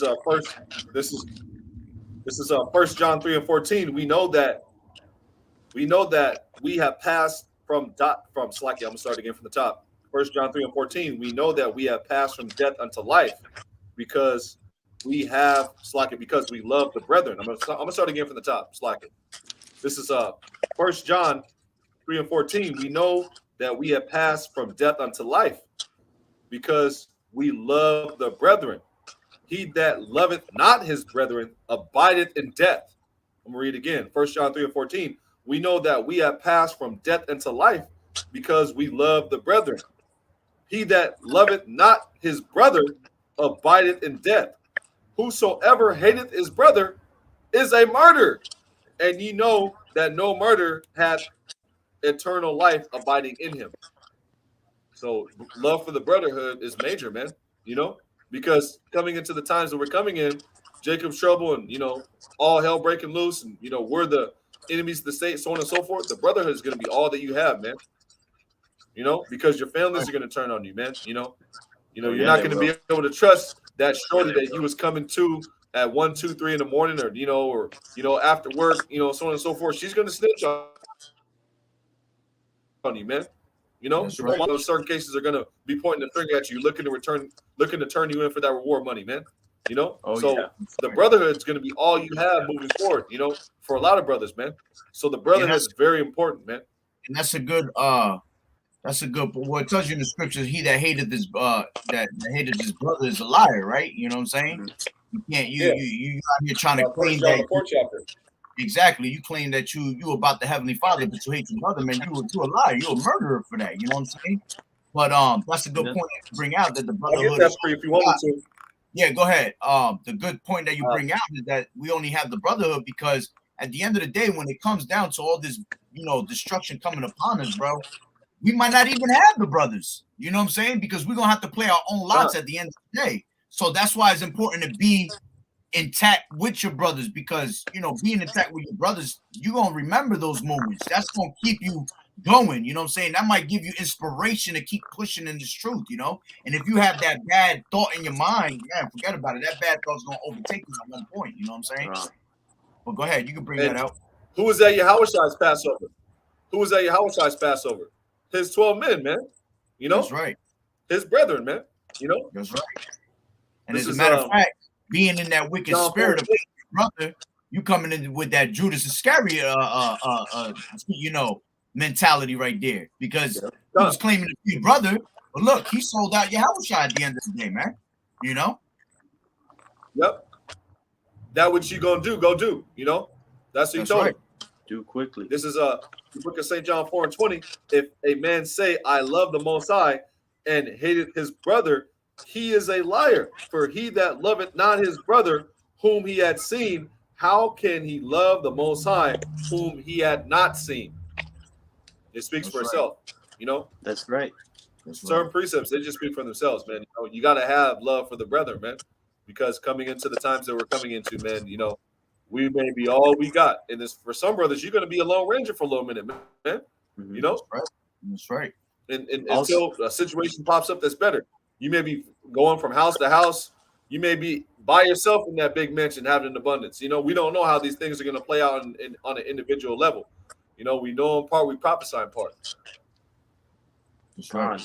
I was just going to mention also, too, in the law, it says that if you're going to go to present a sacrifice to the priests and you remember you have a strife with your brother, you're not even supposed to sacrifice to the priest. You're supposed to take care of the beef you got with your brother, squash it, talk about it, and then you can present your sacrifice. Right. You're not supposed to have that. You're not supposed to have that quarrel against your brother. You're supposed to, forgive your brother 77 times, 77,000 times. You know what I'm saying? 7 times 7. Exactly. So you got to be on point with that. And real quick, another precept I had real quick that popped up in my head for you, transforming of your mind, letting go of that old leaven, right? It says, this is Luke 11 and what do I want from Salakia? Damn, did I just lose it? I think I lost it playing around with it. This is Luke 11 and 39, and it says, and the Lord said unto him, now do ye Pharisees make clean the outside of the cup and the platter, but your inward part is full of ravening and wickedness. You see, so you got a lot of people that'll play the part and look like on the outside appearance, they're looking like they're doing what they're supposed to, but deep down in their spirit, man, their spirit is not right. Their spirit is straight wickedness in there. And that's that wickedness that you got to leave at the door, not coming into the Passover with it, man, because they can destroy you. But go back into that. Unless Ash got something. I don't have anything. My phone, my camera's dead though. Oh yeah. We can still go. We can still keep going for a minute, but I'm at like 14%. Con, I think we're at 16. I think it starts talking about it at 25 around there. So we're almost to explain Yeah. 'Cause I did want to get one more thing. I wanted to get the time when Yahushua, because at the same time, remember what I was saying, it was just not about just the Exodus. The Passover also represents with Yahushua, what he had to go through in the time with his brothers, man, and when he didn't want to drink the cup and all that. So yeah, let's try to get to it as fast as we can. We won't just read through that. Con, this is 2nd Esdras 12 and 16. It says, and in the first day there shall be a holy convocation, and in the 7th day there shall be a holy convocation to you. No manner of work shall be done in them, save that which every man must eat, that only may be done of you. Talking about just the fact that we're preparing the Passover and cooking on the Sabbath, which is not lawful. That is the only time that it's lawful to do that. 17, and ye shall observe the feast of unleavened bread, for in this self same day have Salakia, I'm gonna start over. And ye shall observe the feast of unleavened bread, for in this self same day have I brought your armies out of the land of Egypt. Therefore shall ye observe this day in your generations by an ordinance forever. That's right. There's in the first month, on the 14th day of the month at evening, ye shall eat unleavened bread until the 1 and 20th day of the month at evening. That's right. 7 days. And you have to the first day is Sabbath and the last day is a Sabbath. So brothers understand that. You don't have to really make a feast on the last one like you did on the first day. But if you want, you could put something up again, kind of rewinding it, but it's not mandatory or anything like that. Right. But it's definitely to be held as a holy convocation. That was the end of that. Con, if you wanted me to keep going through, it talks about 7 days, verse 19, 7 days shall there be no leaven found in your houses, for whosoever eateth that which is leavened, even that soul shall be cut off from the congregation of Israel, whether he be a stranger or born in the land. Ye shall thing, Salaki, real quick. No, you good. Nobody's to eat of the Sabbath unless they in this truth. Israelites. No, right. no strangers, no heathens, none of that. This is for the Israelites and those ultimately those that are in the truth, So and if you've been in the truth for 1 month, 2 months, 6 months, I would still not do it until the following year. You want to have that true understanding of what the Sabbath represents and all that, because then again, if you mess up, you're eating unworthy, And at the end of the day, we are rehearsing the righteous acts, but something like this is so serious. You want to be as perfect as you can. You know what I'm saying? In it. All right. God, I remember my first Passover coming into it. I was like just right there, but I didn't want to partake my first year getting familiar with the truth because I didn't feel worthy enough to be partaking in that, which was the best decision at the end of the day. Wow. This is ye shall eat nothing leavened, in all your habitations shall ye eat unleavened bread. So that is saying you shall eat unleavened bread. Right. And another thing I was going to say real quick, brothers have to understand when you come into this truth, there's a certain ceremony that you have to abide by. Brothers, pages they're posting up how the brothers, the elders did it. They actually have presentations on how you do it. You have to eat a certain way. You have to do certain prayers. I believe you got to read in prayer. You got to read chapter Exodus 12, Psalms 121. You got Psalms 121. That's all got to be done in Hebrew. Throw up the curses. You got to throw up curses. You got to, this is why you got to do it the right way. And you cannot touch the Torah, all right, unless you are circumcised, literally, like physically. Yep. You know what I mean? So brothers understand that. But, if you're holding it by yourself, you could just try to hold the ceremony with yourself the best you can. You know what I'm saying? Because obviously you can't really hold the true ceremony without the brothers. You know what I'm saying? But, there's certain things you could do. You're just not going to be able to do certain things, but you hold it to the best of your ability. All right, go ahead. And the Shemai prayer as well. That's right. Deuteronomy 6 and 4. That's right. Yeah, that's pretty much. As a matter of fact, I was gonna say that was the last verse because after that, then much. Moses and Aaron partook of the. Let's go into real quick. I'll read that real quick. Mark, y'all brothers want to break it down or whatever. Mark, I'll start from 14 and 10. All right, because this was the time when, you know, Yahushua had to drink of that cup. And this is why it goes to show you that this was an actual solemn assembly, man. You know, this is serious because Yahushua was about to be crucified, you know? So he had to go. There was no time for, okay, I'm going to throw a barbecue rib party. You know what I'm saying? Have a good old time, you know, have all these different women coming. But nah, that's not how it was held, man. It was held in sincerity and in truth, man, with a lot of you know, agony on the mind, man. You know, he was going through it. He was stressing. All right, this is Mark 14 and 10, and it says, and Judas Iscariot, one of the 12, went to the chief priests to betray him unto them. And it says, and when they heard it, they were glad and promised to give him money. It says, and he sought how he might conveniently betray him. It says, in the first day of the unleavened bread, when they killed the Passover, his disciples said unto him, where wilt thou that we go and prepare, and thou may eat of the Passover? And it says, and he sendeth forth 2 of his disciples, and saith unto them, go ye into the city, and there shall meet you a man bearing a pitcher of water. Follow him, and whatsoever he shall go, say ye to the good man of the house, the master saith, where is the guest chamber where I shall eat the Passover with my disciples?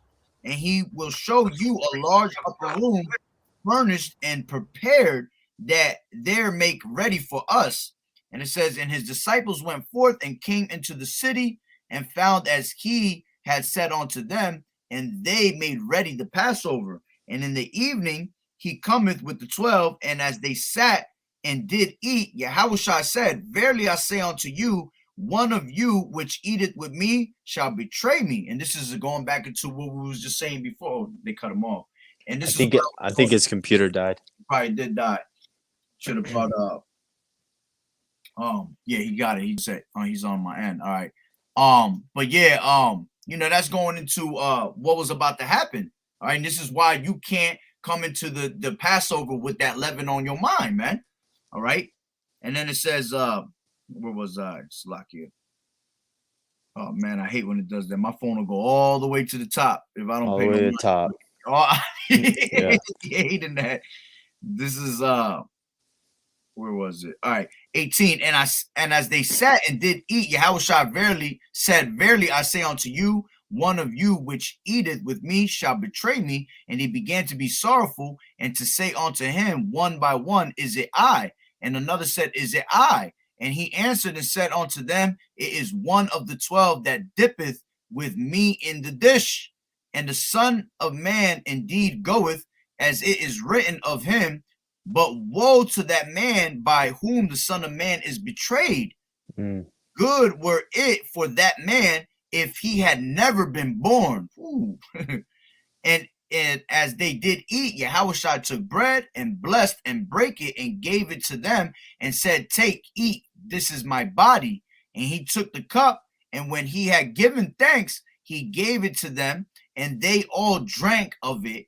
And he said unto them, this is my blood of the New Testament, which is shed for many. Verily I say unto you, I will drink no more of the fruit of the vine until that day that I drink it new in the kingdom of Yahweh B'Shem Yahushua. And that's going to be a beautiful time, man. When we're able to what? You know, sit down with Yahushua, man, because Yahushua is not going to drink until he has rulership, you know, and this is when we're going to be able to, you know, be with Yahushua and sit next to him and actually drink wine with him, celebrate, you know what I'm saying? And then it says, and when they had sung in hymn, they went out into the Mount of Olives, and Yahushua saith unto them, all ye shall be offended because of me this night, for it is written, I will smite the shepherd, and the sheep shall be scattered. But after that I am risen, I will go before you into Galilee. But Peter said unto him, although all shall be offended, yet will not I. And Yahushua saith unto him, verily I say unto thee, that this day, even in this night, before the cock crow twice, thou shalt deny me thrice. All right, and that's what ended up happening. He denied him 3 Mhm. times, man. And then it says, but he spake the more vehemently, if I should die with thee, I will not deny thee in any wise. Likewise also said they all. All right, and then it says, and they came to a place which was named Gethsemane. All right, and it says, he said to his disciples, sit ye here while I shall pray. And he taketh with him Peter and James and John, and began to be sore amazed and to be very heavy. You see, and that goes to show the spirit that he was in. He was in that heavy Solemn. spirit. You know, he was sad about what was about to go down. So where that is telling you he was in the spirit of mirth, like we brought out way in the beginning of the lesson. You know, he was not nowhere near in that spirit of mirth. He was in that spirit of heaviness, man. You're about to be put down. What makes you think you're about to celebrate that, man? All right. And then it says, and he taketh with him Peter and James and John, and began to be sore amazed, to be very heavy, and saith unto them, my soul is exceeding sorrowful. What did we read earlier?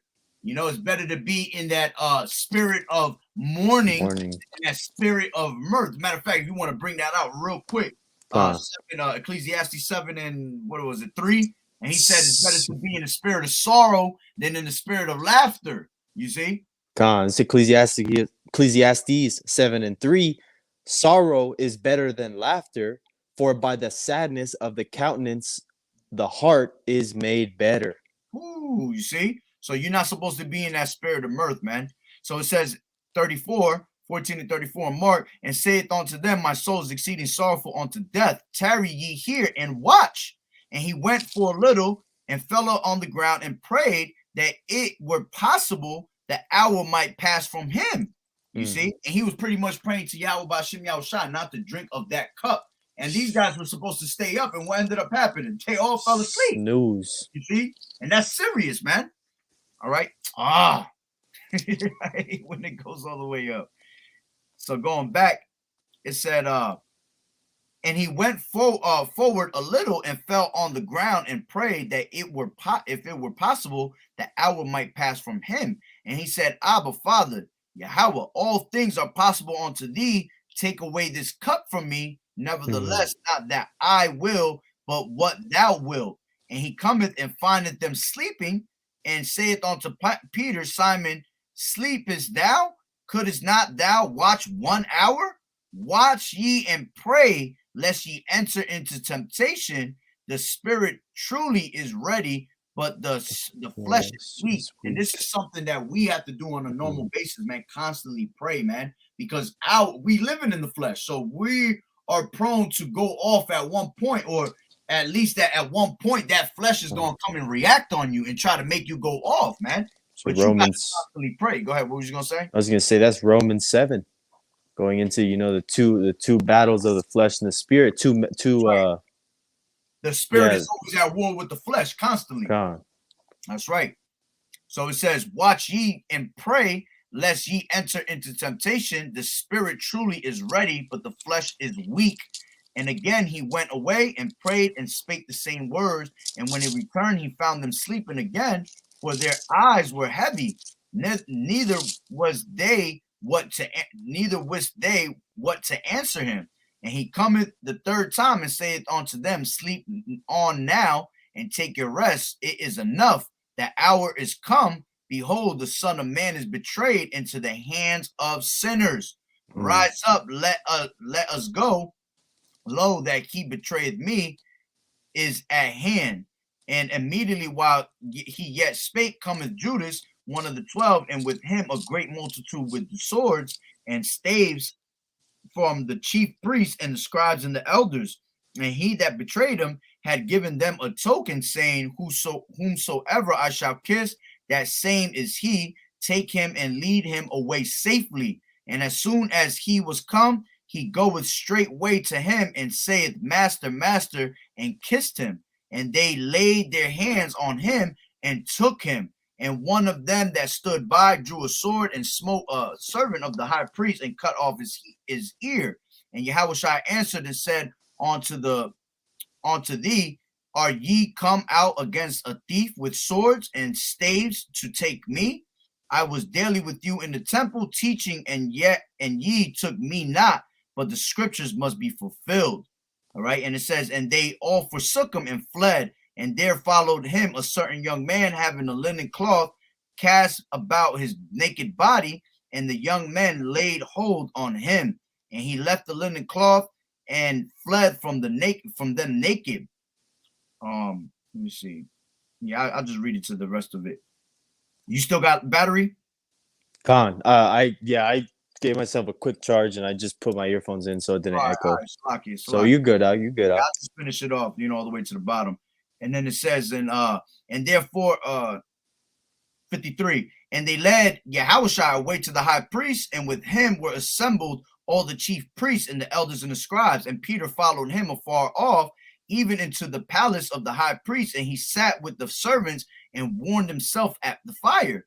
And the chief priests and all the council sought for witness against Yahushua to put him to death, and found none. For many bear false witness against him, but their witness agreed not together. And there arose certain and bear false witness against him, saying, we heard him say, I will destroy this temple that is made with hands, and within 3 days I will build another made without hands. And it says, but neither so did their witness agree together. And the high priest stood up in the midst and asked Yahushua, saying, answerest thou nothing? What is it which these witness against thee? But he held his peace and answered nothing again. The high priest asked him and said unto him, art thou the Hamashiach, the son of the blessed? And Yahushua said, I am. And ye shall see the Son of Man sitting on the right hand of power and coming in the clouds of heaven. Then the high priest rent his clothes and saith, what need we any further witnesses? Ye have heard the blasphemy. What think ye? And they all condemned him to be guilty of death. And some began to spit on him and to cover his face and to buffet him and to say unto him, prophesy, Salakia. And the servants did strike him with the palms of their hands. And it's crazy. As I'm reading this, I'm just thinking about what we're about to go through. You see? Because we're not going to all go through the same steps that Yahushua went through. We had to bear our cross the same way Yahushua bared his cross. You know what I'm saying? So when the time comes for us to be persecuted, we're going to be brought to these governments. We're going to be brought in front of, as a matter of fact, that's a scripture. Where's that at? The judges and in Matthews. I think it's in Matthews. Yeah. That it shall be speaking in that same hour. Will give us what was, what's supposed to be spoken of. Yeah. It says, think not what, prepare not, or roughly paraphrasing, what you will speak, for exactly. It will be given in that same hour. Exactly. So we're going to be delivered in the same way. We're going to have to go through the same persecutions that Yahushua went through, man. And we're going to be standing stiffly for the name of Yahweh Bashem Yahushua at the end of the day. That's right. All the way to and that's 2nd Esdras chapter 2, and yep. And these are they that stood so stiffly for the name of Yahweh Bashem Yahushua. That's right. Beautiful. And it says, let me grab it. 66. And as Peter was beneath in the palace, there cometh one of the maids of the high priest. And when she saw Peter warming himself, she looked upon him and said, thou also was with Yahushua of Nazareth. But he denied, saying, I know not, neither understand I what thou sayest. And he went out to the porch, and the cock crowed. And it said, and the maid saw him again and began to say to them that stood by, this is one of them. And he denied it again. And at a little after, they that stood by said again to Peter, surely thou art one of them, for thou art a Galilean, and thy speech agreed thereto. But he began to curse and to swear, saying, I know not this man of whom ye speak. And the second time the cock crew, and Peter called to mind the word that Yahushua said unto him before the cock crowed twice, thou shalt deny me thrice. And when he thought thereon, he wept, And then, after that it goes into, what happened. And, He even goes into what's his name? Judas ended up hanging himself. He ended up going to the crucifixion and all that. But the point is of that whole thing I read is that this is serious, man. Serious times. This is for you to be as serious. It ain't even as serious as possible. It's just dead ass to be serious, because look what Yahushua had to go through on this day. So not only is it about the Passover, about you being delivered from, the first Exodus in the time of Egypt, but it's also representing what Yahushua went through, man, being crucified and all that, So this is why you have to take this whole entire assembly, it's a solemn assembly, which means serious, man. All right. You got something? I was gonna say they show you that in the movie Passion of the Christ. We understand it's just the white Jesus, but it's a good visualization of Absolutely. As a matter of fact, everything was pretty much to the T, except that Yahushua was not, it wasn't Yahushua the name, and it wasn't a dark skinned man, but that was on point. You gotta really actually give credit to this damn heathen Mel Gibson. You know what I'm saying? God. He actually put that. That's a harsh movie, bro. Like before I watched that movie, that shit had me all messed up, bro. All his ribs and stuff exposed. And that's nothing. That's nothing compared to what he really went through, man.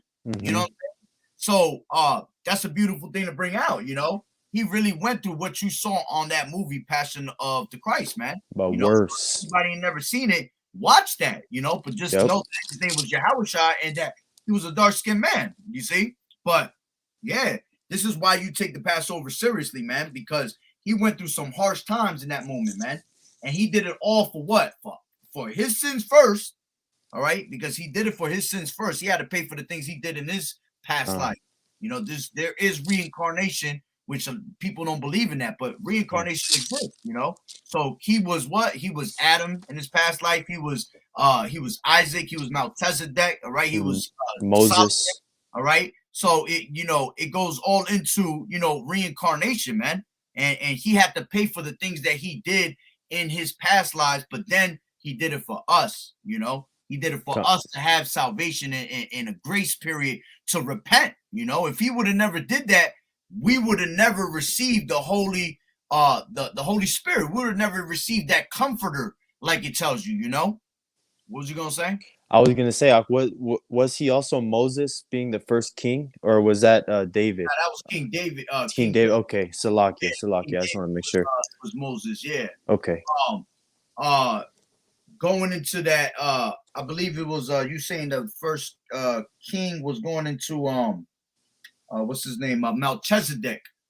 Who Abraham paid tithes to. Exactly, because he came, because Melchizedek was the only one that came that wasn't born of a father and mother. He was just straight from the heavens. You know what I'm saying? Came straight from the heavens. So but Moses goes into being King David. King David being the first true king of Israel. That's right. But yeah, man. So this is something that you have to take serious, man. Coming into this Passover, and like the Brotha Nahar was bringing out before, if you feel like you're not worthy of doing it, it's better you don't do it, because you don't want to eat unworthily of the Passover, But again, you are rehearsing the righteous acts, at the end of the day, and this is why we all fall short of the glory of Yahweh B'Hashem Yahushai, and that's why we have this grace, this beautiful grace, And hey, as a matter of fact, can't wait to have that second covenant, man, where we all have the law, statutes, and commandments in our inward parts. And we don't ever have to worry about going off again. In the kingdom, everything is going to be done properly to the T. You know what I'm saying? You're never going to have to worry about, I got to prepare myself and make sure I do this right now. It's going to be in our inward parts regardless, man. Second nature. Exactly. It's going to be straight second nature, man. So, you got anything else? No, I had another scripture, but the point that the time that I was going to bring it out kind of went out. But bring it out. This is that had to be heard. This is out of Joel 2. Salakia. I just had it. I just marked it for this lesson. This is Joel 2 and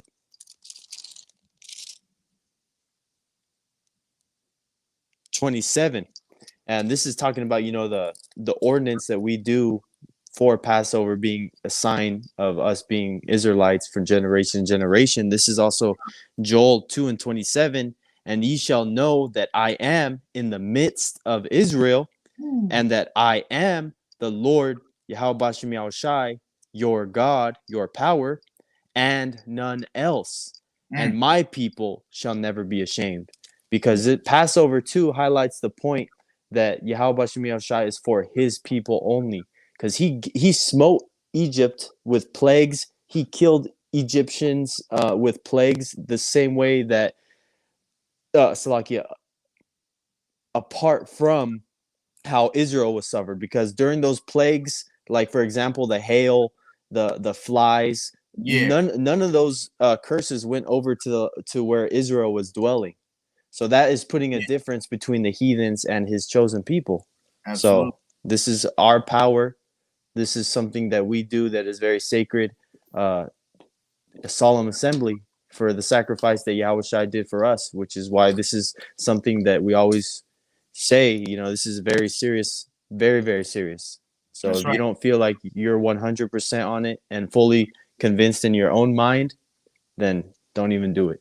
That's right. And what you just said, going back to what I said earlier, there's certain things that is just sacred for us. It ain't for nobody else. So this thing that we doing right here is for us. It ain't for anybody else. You know what I'm saying?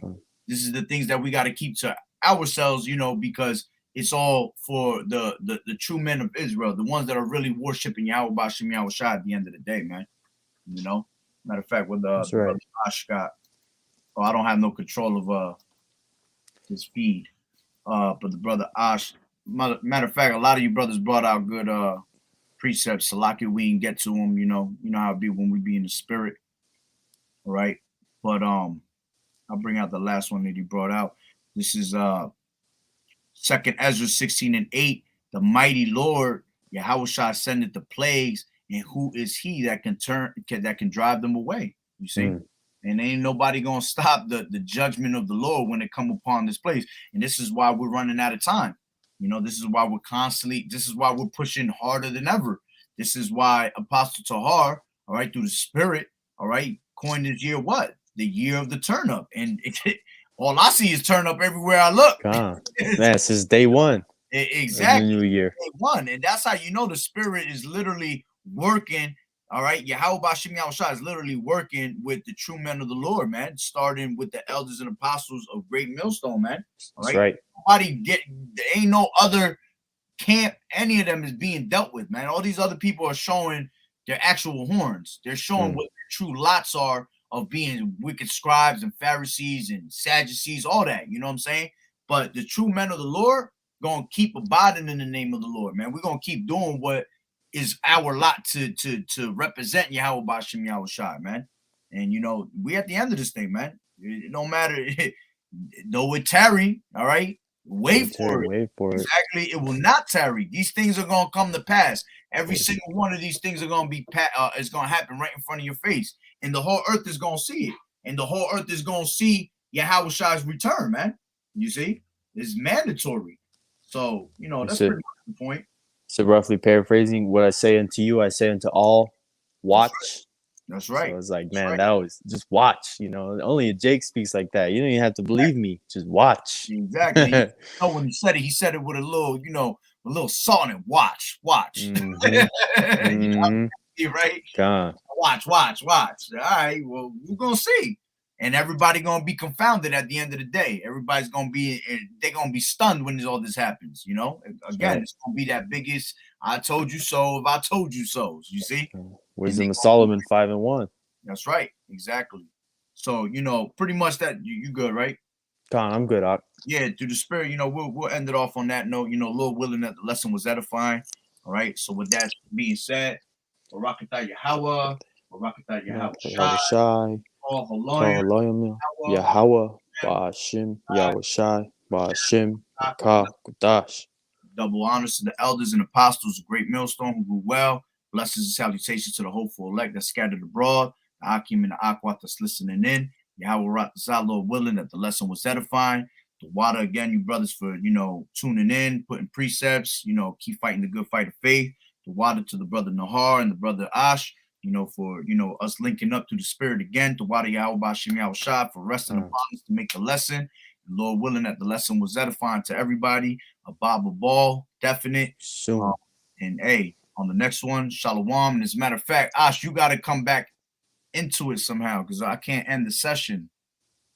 Maybe if we both end out, maybe. Nah, I won't let you. No. He has to come back. I know. Okay. Having my phone die on me, I stopped a lesson and I thought it was going to end. And when I went back onto that 6 hours. 6 hour lesson. I had to clip the whole lesson like, yo, what the heck? But he has to come back into the lesson somehow. We could leave from the studio, but he's still got to come into the lesson and actually end it. You know what I'm saying? But again, Lord willing, the lesson was edifying. Shalom to everybody. Kwam Yasharala. Shalom. Shalom. Yeah, I don't know if I